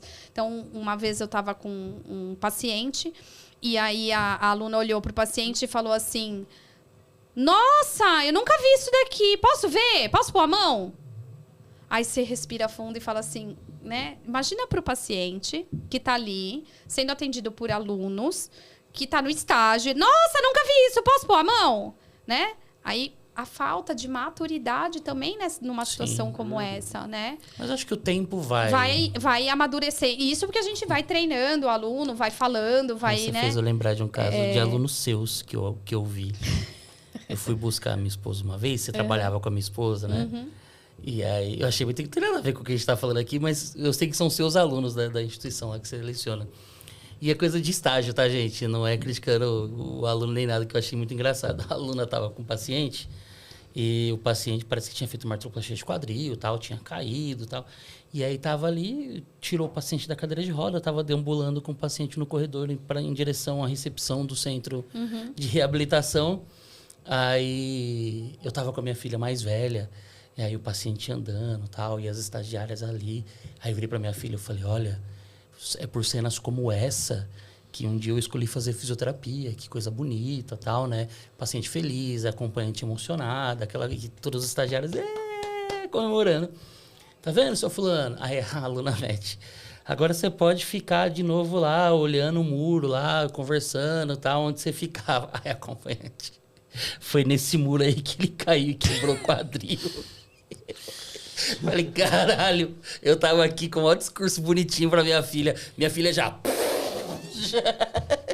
Aí que ela falou, é bom mesmo. Aí a aluna, então não fico naquele muro não, só falando. Caramba, viu? Não, tem umas situações que a gente vive na fisioterapia que são bastante engraçadas, né? Eu lembrei, agora você falando isso, eu lembrei de uma cena... que a gente estava atendendo na clínica da faculdade, né? Eu fiz Unicid ali na Zona Leste, né? Na época que a faculdade era integral. E a gente estava no estágio da ortopedia e a gente recebeu um paciente. E aí, o meu dupla chama Jefferson. É um baita de um fisioterapeuta, Jefferson Garcia, querido, beijo. Gente finíssima, foi meu parceirão, assim, no último ano da faculdade. E ele era muito piadista, muito. Até hoje ele é muito engraçado. E aí, a gente terminou de atender o paciente. E ele, Mari, pega ali o chinelo do paciente, não sei o que, tal. A gente atendendo o paciente. Eu, Jefferson, não acho outro. Como assim você não acha outro? Pelo amor de Deus, não sei o quê. Só tô com um aqui. O paciente era amputado. E eu, igual uma retardada lá, procurando mais um pé de chinelo e não tinha, né? Então... Mas você sabe o que é pior que isso? O cara no hospital que pergunta, cadê o outro chinelo, seu fulano? O paciente já me respondeu, eu deixei em casa com a outra perna. Ai, que horror. Porra, véi. Essa é boa. Esse tá Foi igual aos foda. nossos queimados, treinando. Mas aí é bom, né? Porque quando o aluno faz isso, você sabe... Aí você já fala, tá avaliando legal, né? Não tirou nem o lençol pra ver o paciente. Exato, não avaliou nem que não tinha, né? É absurdo, né? Ai, tá Então, às vendo? vezes, Legal. tem situações assim, né? Na nossa área também, né? Se a gente não fizer algumas brincadeiras e não tornar a Sim. situação, o dia a dia, né, mais leve, as coisas também ficam muito pesadas, né? Já é uma área difícil. Já é uma área que o paciente, né, tá com uma série de questões. Semana retrasada, a gente encontrou um grupo de 3 pacientes. Um tá saindo, o outro chegando ali na recepção, né, do meu espaço. E aí, 2 que são muito engraçadas. A Fernanda, ela é gente finíssima. Ela se queimou com um richô, aquele richôzinho, né, que eu falei pra vocês, né? Ela se queimou assim. E aí, tinha uma outra que tinha se queimado com gasolina e um outro com a mesma... com álcool em churrasqueira. Era a mesma dinâmica. E aí, a pessoa jogou e caiu em outra. Aí vira a Fernanda e fala assim... Nunca é em quem acende. É sempre em alguém que não tinha Tá nada a ver Puta com a que história. pariu, velho. Aí a outra virou assim, puta. E a Fernanda falou, porra, de novo, mais um. É sempre em quem não acendeu. Porque a pessoa acende, assusta, ela joga. Uhum. E aí vai pegar em alguém que não tava perto. Porque eu falo, o grande problema é claro que quem tá perto da churrasqueira. Mas em quase todos os cenários que a gente vê, a lesão maior não é em quem acendeu. É quem tava perto. Não, ela falou assim, aí ela fez, aposto que não foi você que acendeu. Ela não, ela nunca é. Com aquela ironia, assim, porque Mano. também não foi ela que acendeu, pegou nela. Mas é interessante quando o paciente chega nesse ponto de maturidade, de aceitação. Sim. Eu tinha um paciente no hospital que estava num pré-op de transplante pulmonar. Ele estava hipercianótico. E aí me chamaram para avaliá-lo, porque ele estava da cor do Thanos, né? Aí Eu cheguei no leito, cadê o paciente? O paciente estava na porta do leito, conectado numa Venturi com uma mangueira de 8 metros lá, que ia pro leito dele. E aí, eu sempre tive uma abordagem mais leve, assim, de chegar e conversar. Ô, seu fulano, como Augusto, tudo bem? Fisioterapeuta? E aí, vamos lá pro leito? Que time que você torce? Aí eu vou interagindo, né? Eu gosto muito de falar de futebol com o paciente. Aí ele, você não tá vendo, não? E aí, você começa a procurar tatuagem, alguma coisa assim, né? Tá de avental hospitalar no braço.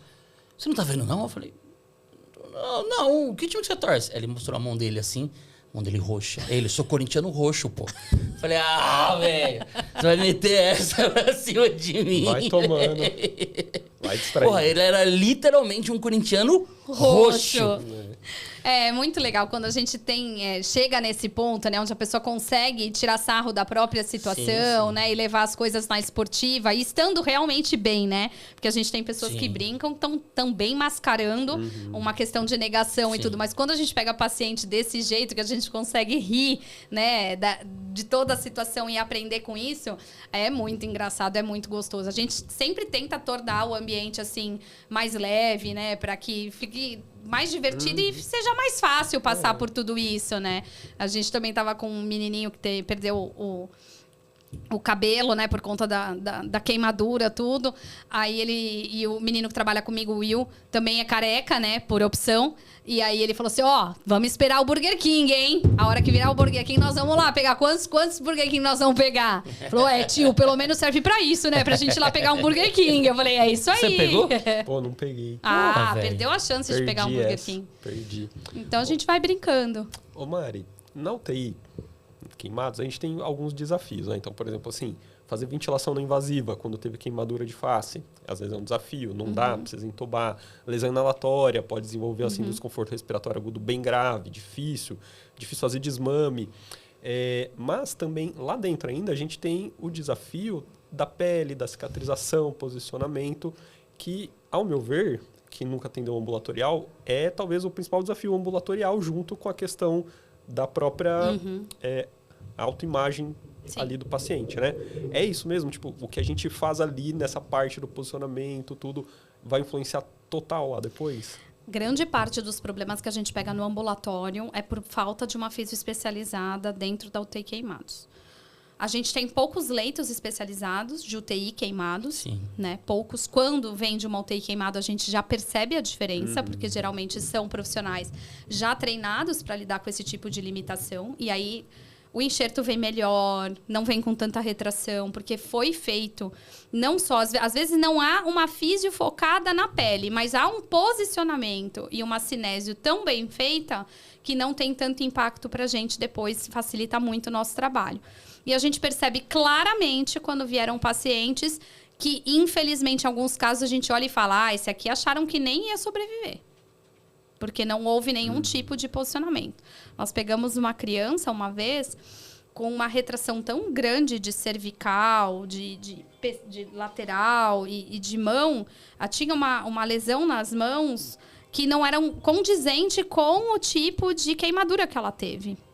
Então eu falava, mas por que essa menina tá com esse padrão? Se ela não teve lesão nessa região, por que esse padrão desse jeito? Era a falta da fisioterapia. Então, a lesão era numa região que não justificaria ela ter ficado com a deformidade que ela ficou. Quando a gente pediu o prontuário, ela teve um traumatismo crânioencefálico, junto por conta da explosão. Ela ficou quase, se não me engano, acho que 3 ou 4 meses em UTI. Né? Então, não havia... Para estabilizá-la, foi muito tempo. Então, a gente acredita, né, que muita coisa não pôde ser feita pelo nível de gravidade que ela estava. Né? Então, não dava para mobilizar muito. Mobilizava um pouco, já descompensava. Né? Ela evoluiu com algumas escaras, né? Porque aí vem toda aquela questão do tempo, né, de acamado e de mobilismo. E isso gerou transtornos gigantescos para nós depois. Aí teve que fazer muito mais cirurgia, muito mais reab em função disso. Na criança, tudo muito pior, porque a criança vai crescendo, E esse tecido, muitas vezes, não tem uma flexibilidade. Você tem que ir fazendo cirurgias, etaplastias e tudo mais, porque você começa a ter repuxamento, às vezes, de abertura ocular, e aí o olho já não fecha direito. Então, você tem que ir... o osso vai crescendo, né? Sim, a criança vai sim. esticando e essas estruturas faciais, elas precisam acompanhar. Essa rigidez de pele não Terrível. deixa expandir. E, assim, abertura de boca... Né? Então, nós temos queimaduras de face são muito graves, como você falou, né? A gente estava com o Samuel, uma criança que está comigo já faz fazer 3 ou 4 anos que o Samuel está comigo. O Samuel chegou para mim com um dedo de abertura de boca. Não dava para fazer higiene oral. Né? Ele roncava à noite, fazia fúrcula. Aí nós tivemos que encaminhar, né, junto com o pessoal do hospital. E aí fizeram... não sabiam se ele estava com alguma sequela respiratória, mas não era. Era em função do fechamento da narina. Então, ele tinha uma atresia da narina mesmo. Todo o resto preservado. Ele não tinha lesão na traqueia, nada. Era externo. Conforme o rostinho foi crescendo, aqui foi fechando. Então, aí tiveram que fazer toda essa abertura, colocar o que eles chamam de um caninho, um tubinho, para manter essa via aérea aberta. E aí, agora tem que esperar ele crescer para conseguir abrir um pouco mais dessa boca. Então, ele estava com uma alimentação mais pastosa. Então, aí fizeram a primeira cirurgia, uma aplicação para conseguir, porque ele não conseguia mastigar. Então, tem um impacto que transcende... Isso afeta até o desenvolvimento, até o crescimento. Tudo. A orelha, a gente pega muito problema de orelha, né? Então, assim, é nítido o papel a importância da fisioterapia na UTI, nesse primeiro atendimento, até esse paciente sair, é fundamental. Porque um bom trabalho feito por esses físios vai ser fundamental na reabilitação para o resto da vida desse paciente. E a gente não tem fisiodermato na UTI. Não tem. Nenhum hospital tem fisiodermato, né? Então, quando a gente pega profissionais que já trabalharam numa UTQ, que têm essa consciência e que pensam nesse posicionamento, não só funcional, mas da pele, tem esse olhar para a pele, isso muda a vida do paciente, né? Porque vai fazer com que ele faça menos intervenções mais para frente, né? Mas, infelizmente, não é a realidade. São poucos que a gente pega com dessa situação. Tá, e assim, se UTI já é difícil de encontrar, ambulatório... É pior ainda. Até porque o SUS não considera isso como um paciente não estético, né? Considera isso um caso de cuidado estético. E esses pacientes, quando saem, que não tem uma clínica escola próxima, ou não tem vaga na clínica escola próximo, gente, que universo que está esperando esses pacientes aí fora, né? Terrível, né? O que tem de disponibilidade ou no futuro, o que pode surgir para esses pacientes? Então, isso foi o que me motivou, né, a fazer uma associação, né? Então, provavelmente, dependendo do horário e de quando vai sair esse programa, a gente já tenha feito a divulgação. Eu faço um trabalho voluntário já há 3 anos, onde eu atendo alguns pacientes, junto com 3 colegas, e a gente não está dando mais conta de atender esses pacientes, porque a gente precisa também trabalhar para pagar as nossas contas, inclusive para ter uma tarde, um dia para poder dedicar para essas pessoas. É um tratamento muito oneroso, né?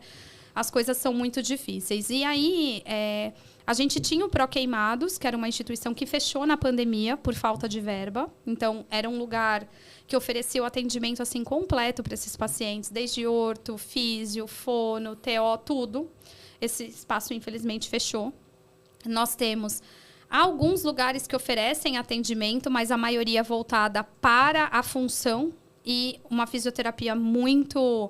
não, a meu ver, adequada para o que esses pacientes precisam. Alguns desses lugares encaminham, inclusive, pacientes para nós, porque eles têm tempo, assim, 15 minutos de sessão para fazer um laser. Como é que em 15 minutos eu trato um paciente que tem 50% do corpo queimado? Não dá tempo, eu tenho que escolher. Então, muitas vezes, esses profissionais que também têm uma agenda imensa, porque é do governo, é de 15 em 15 minutos, ele vai fazer o que dá. Então, esses profissionais também mandam paciente para nós, né? Nós temos o ambulatório da Universidade Anhembi Morumbi, que eu fundei há 12 anos atrás, então, onde a gente recebe também esses pacientes, mas lá tem um custo também, né? É um custo muito baixo, mas tem um custo, né? E esses pacientes, muitas vezes, eles não têm para onde ir. Muitos saem do ambulatório com retorno para fazer curativo, voltar a fazer curativo e ir embora. Não tem fisioterapia. Muitos são encaminhados para a UBS, né? E aí na UBS acaba entrando num grupo de coluna, acaba entrando em alguma coisa que já esteja estruturada dentro dessa UBS. E acabam ficando sem atendimento, né? Isso nós estamos falando de São Paulo. Imagina cidades menores que nem UTI Queimados não tem, né? Então, eu recebo paciente de Santos, que a gente consegue mandar para a prefeitura, dizer que a gente tem o trabalho aqui, a prefeitura manda uma van para atender esse paciente aqui, né? Então, a gente tem pacientes de Mauá, de Ferraz, de várias cidades no entorno, né, de São Paulo, que a gente também acaba recebendo por falta de estrutura. Então, esse é um problema gravíssimo. Os pacientes, na maioria das vezes, eles não têm atendimento. E, quando procuram, às vezes, um convênio ou uma clínica escola, às vezes, não tem pessoas capacitadas. E aí, a gente entra lá no início da nossa conversa, né? É uma área que emocionalmente é difícil para o profissional também. É uma área que exige um conhecimento muito grande, porque uma coisa é você fazer uma cinésio num paciente, entre aspas, sem uma alteração de pele, não vamos falar normal. Outra é você pegar um paciente queimado e fazer uma cinésio. Até onde eu posso ir? Eu posso forçar? Não posso forçar? Se eu forço demais, abre bolha, abre ferida, não pode usar malha e a gente fica naquele looping. Então, os profissionais muitas vezes não sabem até onde eles podem ir com a cinésio, por falta de conhecimento de pele mesmo, de tecido queimado. Então, às vezes, eu recebo vídeos que falam, eu recebi esse paciente, eu não sei o que eu faço. O que eu faço? Pelo amor de Deus, me ajuda. Né? Eu nunca pus a mão num queimado. Eu sou orto, eu sei o que eu tenho que fazer, mas e aí? Eu vou abrir o cara, a pessoa... Eu não sei o que fazer. Então, a gente acaba pegando profissionais nessa situação que têm boa vontade, que querem atender, mas que não sabem por onde começar, né? Então, esse é um problema também. Então, muitas vezes, esses pacientes chegam pra gente falando assim, olha, eu já fui em 10 fisioterapeutas, ninguém quer me atender porque... Ainda que alguns tenham essa consciência e falam, olha, eu não sei, vamos procurar. E eu recebo muito paciente por indicação por isso, porque aí um vai marcando o outro, vai falando com o outro, vai falando com um. E a Anavic ajuda muito a gente nisso. Como a Anavic é uma associação de vítimas, esses pacientes, eles se conheceram nas recepções desses hospitais, esperando atendimento, fundaram essa associação e eles têm um grupo. Então, nesse grupo, quando um fica sabendo de uma pessoa nova, conhecer alguém que se queimou, que está no ambulatório, já coloca essa pessoa nesse grupo, vê aonde essa pessoa mora, se é São Paulo ou não, e aí tenta direcionar para algum lugar. Se às vezes é fora de São Paulo, a gente tenta ajudar algum colega a encontrar alguém que possa atender esses pacientes, né? Então, essa falta de lugar é que me motivou a fazer essa associação. Essa associação que ainda está em trâmite burocrático, né? Isso. No dia de hoje, né, saí do cartório, porque para fazer uma associação é muito complicado, são muitos documentos, são muitos passos, né? Então, a gente já está aí alguns meses com advogados para fazer o estatuto, reuniões, tudo. E a gente está na última etapa esperando sair o nosso CNPJ, Você se pode Deus falar quiser. O nome da associação já Sim, ou ainda não? Sim, a gente pode falar esse nome já. Essa associação, ela se chama, né? Porque eu falo que essa associação ela já existe há 3 anos, que é o que eu faço há 3 anos, né? Mas agora ela tem nome. Ela se chama Abraço Madalena. Abraço, porque o que a gente faz com esses pacientes é abraçar, é isso que a gente quer que eles se sintam abraçados. E Madalena vem por 2 motivos. Minha avó se chamava Madalena. Que legal. Era uma mulher muito à frente do seu tempo, muito forte, muito guerreira. Criou as 4 filhas sozinhas. Meu avô, quando teve a última menina, com 15 dias, abandonou minha avó. Eita. Minha avó criou as 4 sozinha. Formou as 4 sozinha, sem estudo, né? E uma das minhas tias estava brincando com uma bombinha quando pequena. E pegou fogo no vestido e minha avó salvou ela. Arrancou a passadeira, antigamente tinha aquelas passadeiras, e minha avó, com uma força que ninguém sabe de onde veio, arrancou a passadeira, enrolou a minha tia e salvou a vida dela, né? E era uma pessoa muito forte. Madalena também acompanhou Maria no Calvário de Jesus, né? E o que a gente faz com esses pacientes? É acompanhar eles nesse calvário, né? Que a gente fala que o processo de cura de uma cicatriz, principalmente de um queimado, é um calvário, né? Então, é um processo lento, é um processo dolorido, é um processo de provação, inclusive, da fé desses pacientes, né? Então, a gente vive isso todo dia. Então, o Abraço Madalena, ele surge como um núcleo de acolhimento para esses pacientes e de reabilitação. Porque a Anavic, ela é uma associação de lutas por políticas públicas. Mas por ser formada por pacientes, não há formação técnica para atender esses pacientes. Então, Eu senti a necessidade de ter um espaço de reabilitação mesmo para esses pacientes. E de comunicar uma com a outra, Exato. Isso. Então, nós estamos trabalhando juntos. A Anavic, junto com o Abraço Madalena, agora vem para somar forças. E eu espero que essa sede que a gente está fazendo em São Paulo seja a primeira de muitas, que a gente possa criar outras unidades em outras cidades, em outros estados, para abraçar esses milhões de pacientes que estão por aí sem atendimento, né? Sem uma esperança de uma melhora, seja funcional, seja até estética também das cicatrizes, né? Porque a gente precisa fazer algo por essas pessoas. São pessoas que passaram por processos muito difíceis e que podem ter as suas vidas restauradas desde que tenham a oportunidade de ter acesso a um tratamento, né? Então, a nossa logomarca é uma senhorinha. Depois eu posso até enviar para a gente colocar aqui. É uma senhorinha que é a minha avó, abraçada num bicho preguiça. E por que o bicho preguiça? Porque ele abraça e porque é o animal que mais morre em incêndios florestais. Nossa. Ele é lento, ele não consegue escapar. Sim. E ele é o símbolo da vulnerabilidade. Então, a gente fez o nosso mascotinho, que é a preguiça que você viu, que é o slot. Então, a nossa ideia é também contar com a parceria de empresas que possam ajudar a gente até a fazer brindes para que a gente possa arrecadar verba para manter o tratamento desses pacientes, né? Fazer camiseta, fazer agenda, tudo que a gente possa criar com esse personagem e que as pessoas possam colaborar para que a gente possa abraçar cada vez mais pessoas, né? Porque só nós 3 atendendo os pacientes ali já não está dando. A gente está precisando abraçar mais gente. Você quer falar, não sei se já tem uma rede social que está ali em start, porque ainda as coisas estão começando. Mas tá meio ali, ó. Já estamos deixando tudo meio no gatilho já. Abraço Madalena, abraço sem o cedilha, né? Então, @Abraco Madalena. Essa página, ela tem alguns seguidorzinhos já, que a gente já acionou algumas pessoas. A gente está começando a alimentar, mas a gente está na expectativa do CNPJ, porque muita gente quer ajudar a gente com dinheiro, né? E a gente não quer receber doação nas nossas contas, né? Então, a gente ainda não divulgou, porque quando a gente fala, todo mundo fala, eu quero ajudar. O que eu posso ajudar? Como é que eu posso ajudar? A gente fala que a gente precisa de tudo, né? A gente precisa de gaze, a gente precisa de soro, a gente precisa de material para curativo, a gente precisa de pinça, a gente precisa de tudo, né? Porque imagina a quantidade de coisa que a gente usa, tem que esterilizar. Então, quanto mais coisa a gente tem, mais gente a gente consegue atender mais rápido, né? Então, a gente precisa de tudo. A gente tem conta, né? A gente alugou um espaço agora que está em reforma. Então, a gente precisa de tudo. De porta, de maçaneta, de tomada, de fio, de micro-ondas, que a gente vai montar um espaço. Essa sala já está alugada. E a nossa obra começa daqui 30 dias. Então, a gente tem uma designer, que é a Anelisa. Anelisa, obrigada. Ela fez um projeto lindo. A gente vai ter aí duas salas de dermato, uma sala de ortopedia, uma sala de pediátrica. Vai ficar onde essa sala? Lá na Liberdade, no bairro da Liberdade, perto do metrô.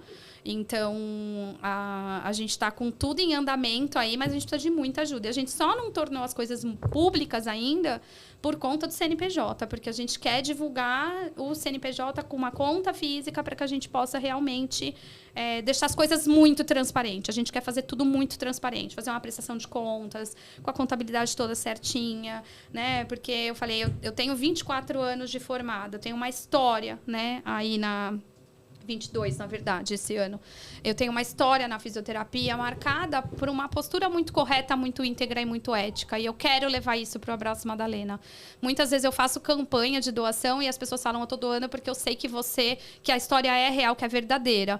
E eu sempre divulgo a conta da criança, da mãe da criança, para poder ajudar.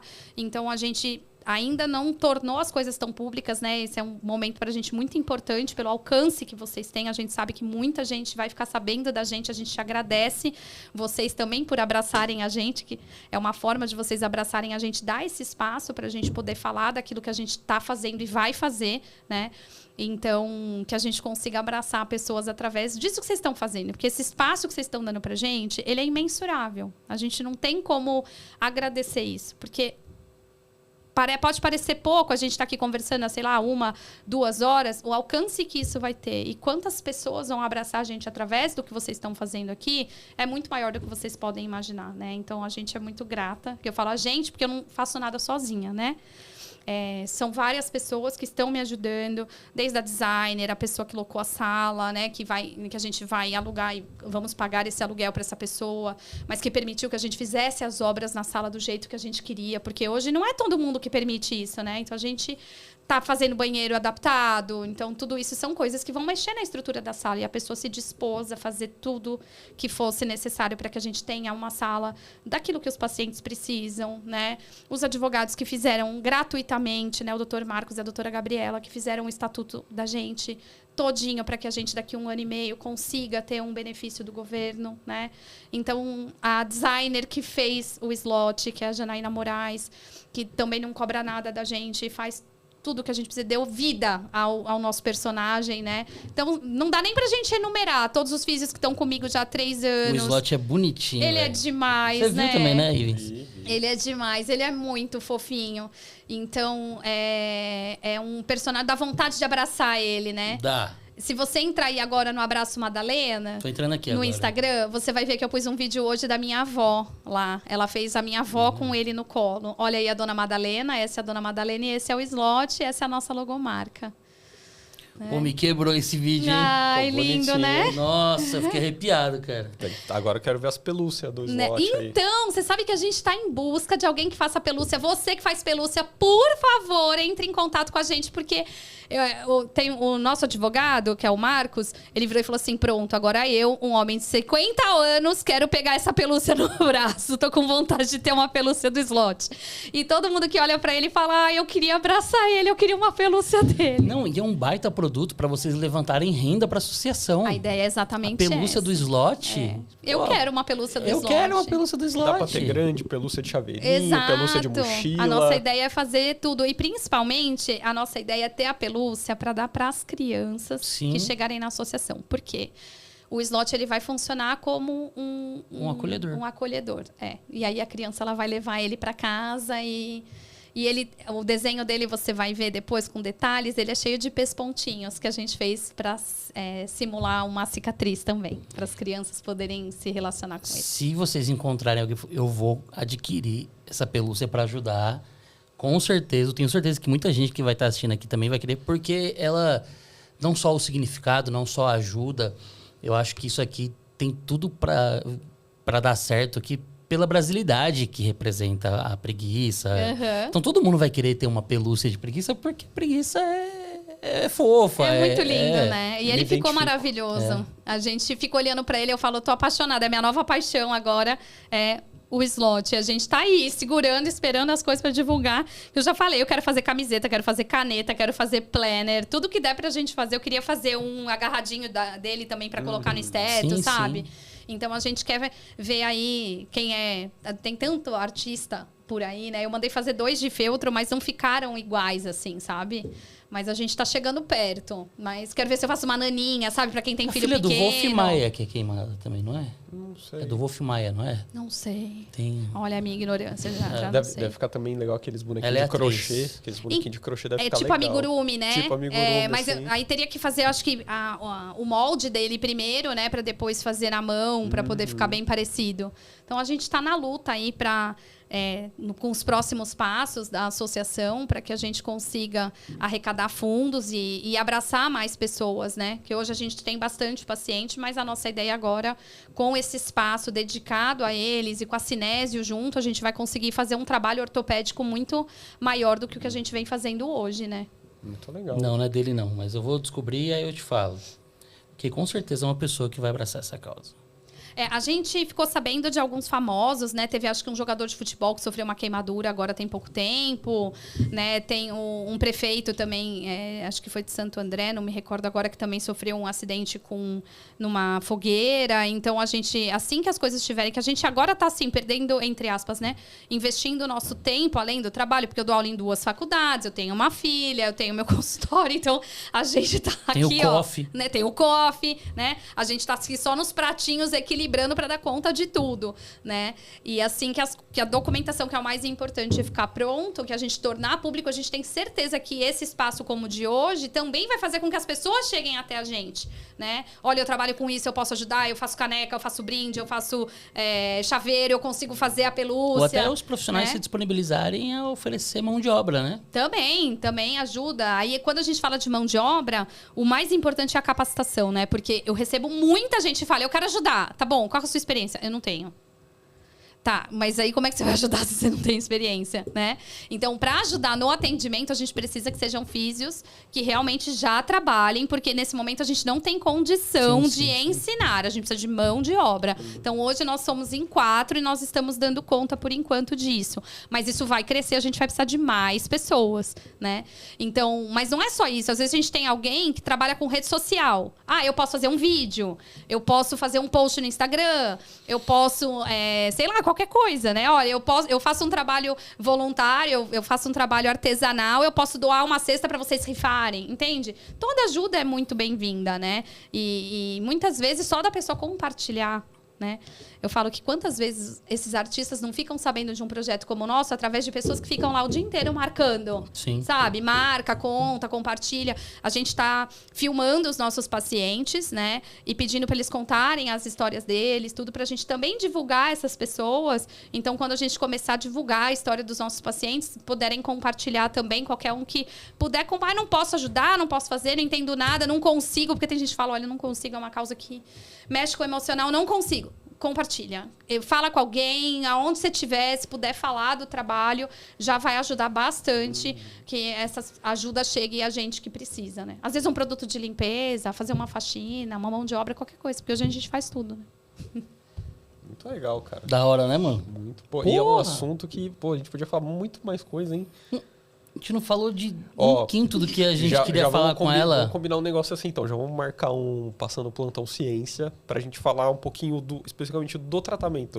Perfeito. Do que faz lá com o paciente lá. Inclusive, a gente podia, e já vou oferecer pra vocês irem lá filmar um dia. Bora! Né? Da gente mostrar, vocês mostrarem o atendimento, a gente já pega um outro paciente que deixa e que dá pra mostrar o que a gente faz, pra mostrar como é que a gente tá fazendo esse atendimento, de repente mostrar também como é que tá ficando a nossa obra, conforme a gente vai mostrando Legal. aqui pra vocês também. A gente vai documentar tudo isso lá no nosso Instagram, mas seria legal se a gente pudesse mostrar um pouquinho das máquinas, aquilo que a gente usa dentro da fisioterapia, né? A gente usa muito recurso, a gente usa mão, a gente usa crochetagem, que o pessoal usa muito, liberação, miofacial, a gente usa vários equipamentos da Eletro, a gente usa peeling, a gente usa cosmeto.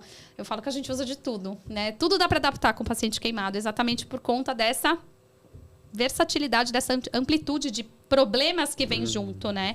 Com a queimadura. Então, é uma área da dermato que dá para trabalhar com tudo, né? E a gente não atende só queimado, né? A nossa associação, ela se chama oficialmente, né? Abraço Madalena, Núcleo de Acolhimento e Reabilitação em Cicatrizes, Feridas e Queimaduras.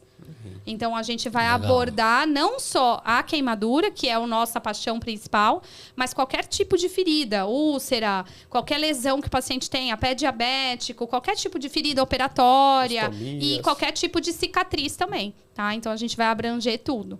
Eu falo que quem trata sequela de queimadura trata qualquer ferida, né? Né? Muito bom. Show, hein? E Mari, quem quer conhecer especificamente o seu trabalho, encontra você em que canto do mundo ou das redes sociais? Acho que a rede social é mais fácil, viu? É mais fácil. Então, meu Instagram é @profMariMerida, prof de professora, Mari Merida. Então, lá eu compartilho muito meme, né? Meu Instagram, o pessoal fala, só tem besteira nesse Instagram, né? Eu falo, a conta pra chorar a gente tem que é do banco, né?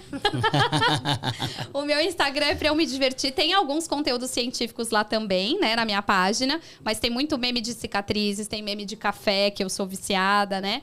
Tem um pouquinho da minha trajetória lá. Não, tá bom. Tá bom, porque eu ainda tenho o segundo e terceiro turno ainda. E tem também o Instituto, que é a escola, que é o Instituto Ponto Dandelion, que é o nome do instituto, que é a escola onde a gente oferece cursos na área da estética, da saúde, da fisioterapia. Então, quem quiser se capacitar também em qualquer área da estética, também é só seguir o instituto, que a gente está sempre compartilhando aí as coisas. E agora também no Abraço Madalena, mais um filho, né? Muito bom. Show de bola. Meu amigo... Que é isso. Foi muito bom esse papo, viu? Que delícia. A gente que agradece, porque é tão difícil a Dermato Funcional ter espaço em outros podcasts que não sejam da Dermato Funcional, né? A gente sempre é convidado, assim, em evento, que a gente já tá acostumado, né? Mas vir num espaço de pessoas que não são da nossa área, né? Daquele mundinho mais assim, é muito legal. Porque, às vezes, as pessoas têm muito preconceito, né? Então, na primeira aula de Dermato Funcional, eu olho o pessoal, já tem aquele pessoal com aquela cara e falo, ó, me dá um voto de confiança. Vamos tirar esse preconceito e vamos ver o que a gente pode conhecer. No final, eles, poxa, professora, eu achava que isso aqui era ridículo, olha quanta coisa que eu aprendi, né? Até porque quem trabalha com cicatriz pega um paciente com uma lesão de ligamento, com uma lesão ortopédica, muitas vezes não consegue ganhar a mobilidade do paciente porque a cicatriz não está evoluindo. Então, a dermato, ela é uma área que ela não é só a estética. E também não vejo problema de quem trabalha só com a estética. Eu também trabalho com estética. A estética é uma área muito rentável para o fisioterapeuta, né? Mas a fisiodermatofuncional, ela é muito mais do que só a estética. A gente tem, como eu falei, 7 sub-áreas. Eu ainda não consegui lembrar qual era a outra. É verdade, né? Porque eu tô devendo essa. Depois eu vou fazer um checklist e vou falar, puxa, era essa que ficou faltando. Então, acho que é cosmetologia. Eu falei cosmetologia? Você falou estética e cosmetologia. Então, não. Então, é a parte da cosmeto. Então, é separado. Da estética, isso. Então, a gente tem aí são muitas áreas, né, que o fisioterapeuta pode atuar. Então, não é só essa abordagem estética. Então, a gente tem áreas, por exemplo, na angiologia, que tem pouquíssima gente trabalhando também. Né? Pós-bariátrica, tem pouca gente que está trabalhando. Né? E é uma área que precisa muito desse trabalho da dermatofuncional também. Né? Então, que a gente possa inspirar novos colegas, novos fisioterapeutas e até os mais antigos como nós a olhar para essa área aí com um pouco mais de empatia e com um pouco mais de aceitação, né? Porque a gente também produz ciência, a gente também publica artigo científico, a gente também está levantando o nome da fisioterapia, não só aqui no Brasil, mas em outros congressos fora. E a gente também é referência fora do Brasil, né? O Brasil é um país que vende muita beleza, vende muita estética, o nosso trabalho é muito valorizado fora. E o mundo está cada vez olhando mais para isso, né? Exatamente. E aí todos os holofotes estão em cima da gente. É isso. Show de bola. Mari, muito obrigado. Eu que agradeço. A Amanda prometeu que ia ser um baita episódio. Você entregou 3 vezes o que ela prometeu. Imagina. A Amanda é uma grande admiradora do seu trabalho. Ela está muito feliz por ter cruzado o seu caminho aí e eu com ter ela. mudado a vida dela. Uma profissional incrível, maravilhosa, que tive o prazer de conhecer lá na AMB. Pena que ficou pouco tempo com a gente. Foi uma perda, assim, ela ter saído, tá lá trilhando os caminhos dela, né? E com radiodermite também, que é uma área, né, terrível, né? Então, a oncologia também é uma área da fisioterapia que precisa muito da dermatofuncional, porque esses pacientes... Falei para ela, você tá dentro da dermato e nem sabe, né? Porque na oncologia a gente tem queimadura por radiodermite, né? A gente tem a queimadura na pele e também a gente trabalha com dermato. Então, a gente vai fazer uma parceria bem bonita nisso daí também, para ajudar esses pacientes da área da onco. Então, agradeço pelo convite de vocês, por abrirem espaço para a gente poder estar aqui falando um pouquinho do nosso trabalho. Desejo muito sucesso para vocês. Vamos divulgar esse podcast aí mais ainda. Também agora dentro da Dermato Funcional, né? Porque muitos da Dermato não conhecem o podcast. Quem sabe a gente veja outros colegas aqui. Manda mais gente para a gente conversar, com certeza, para contar como eles trabalham, de que maneira que eles atuam aí também, até dentro da área da estética. Uma área que está crescendo muito é a estética íntima. Tem um crescimento absurdo, inclusive, aí com esses pacientes aí na área íntima, que dá... acho que vai ser um podcast bem engraçado para vocês, viu? Vocês vão se divertir bastante. Vou indicar alguns nomes aí que possam vir aqui conversar sobre isso. Tem muita coisa legal aí que dá para trabalhar. Então, muito obrigada por esse espaço aí para nós aqui. Imagina, a gente adorou. Estética íntima, velho. Pois é. Para homens e mulheres, não é só para mulheres. A angiologia estética íntima. Caraca, e aí foi fica longe, no pensamento de quem tá... Foi longe. Foi longe a criatividade. É isso. E tá dando dinheiro, viu? É lógico. Tá dando dinheiro. Todo mundo quer ter uma área íntima mais estética. Mais estética. Vamos nos limitar a esse comentário por hora. É melhor deixar isso para o próximo convidado, né? Exato. Que vai falar sobre isso, fica a dica. E não esquecem, vamos fazer um episódio agora do online só focando na parte técnica. Marcado. Mas nem falamos ainda, depois eu quero perguntar para ela sobre a profissão a especialidade da fisioterapia dermatofuncional e a profissão do esteticista, porque quando surgiu, Isso deve aí ter sido uma brigaiada da bexiga. né? Ainda tem. Porque, na verdade, a gente tem que separar muito bem uma coisa da outra, né? Porque a pele queimada, ela não é um tratamento estético. A gente tem uma disfunção, né? Então, ela é entre aspas, não gosto de falar desse jeito, mas ela é um campo de atuação do fisioterapeuta dermatofuncional. Quando a gente vai trabalhar a estética de um paciente queimado, a gente está falando, por exemplo, de uma reconstrução de uma areola, a gente está falando de uma reconstrução de sobrancelha, mas todo o cuidado com a pele queimada, como a gente tem um CID, acaba se tornando parte da fisioterapia dermatofuncional mesmo, tá? Mas a gente trabalha em conjunto com as esteticistas, mas, por exemplo, cursos de cicatrizes, de queimadura, para esteticista eu não dou. Só para fisioterapeutas. Então, apesar de eu ter o diploma de estética, de ser esteticista bacharel de formação, a gente precisa aprender a separar o limite de cada uma das profissões. É importantíssimo. A esteticista trabalha com a pele saudável. Ela trabalha com embelezamento de pele saudável. A partir do momento que eu tenho uma pele que não está saudável, que tem uma alteração, que tem uma sequela, que tem uma série de componentes que não são inerentes apenas à pele, mas eu tenho uma estrutura muscular, uma estrutura tendínea, uma estrutura de limitação de movimento, isso deixa de ser do escopo da estética, até porque isso não está dentro do projeto pedagógico do curso de estética. Isso não é abordado na graduação de estética. Então, isso é uma área exclusiva da fisioterapia. Assim como as feridas também. Já tô achando que minha cara já precisa de fisioterapia e não de esteticista mais. Olhando assim... Ela começou a falar de todo... Não, porque o músculo, porque eu falei... Não, eu tô precisando de fisioterapeuta. Se isso aí estiver saudável... Ó, ignora as atrocidades que a gente fala aqui, tá? Mas é isso, careca. Valeu. Semana que vem? Semana que vem teremos outro episódio às 8 horas da noite. Não vai ser?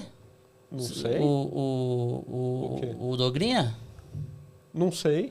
Tem que mandar mensagem pra ele. Precisamos ver ainda, confirmar datas. Ó, vamos mandar mensagem. Provavelmente temos aí o terceiro elemento aí do Físio Sem Limites, mas estamos em vias de acertar datas. Acordo, negociação...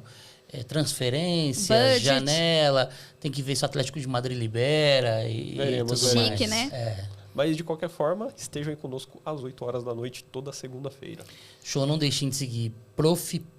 Não, Prof. Mari Merida. Prof. Mari Merida, sem nada, direto. sem frescura. E Instituto Dandelio. Isso, e @abraço Madalena, sem cedilha, Abraco Madalena, tá? Siga o @Ivinhos Giacomassi, @Augusto Cruz Fisioterapia, @Passando Plantão Podcast, @Amanda Reis Fisioterapia e @Bia Salgueiro em todas as redes sociais. E vamos que vamos, não deixa de se inscrever no canal, de curtir o vídeo, ativar a notificação e segunda-feira que vem mais um episódio inédito. Valeu. Valeu.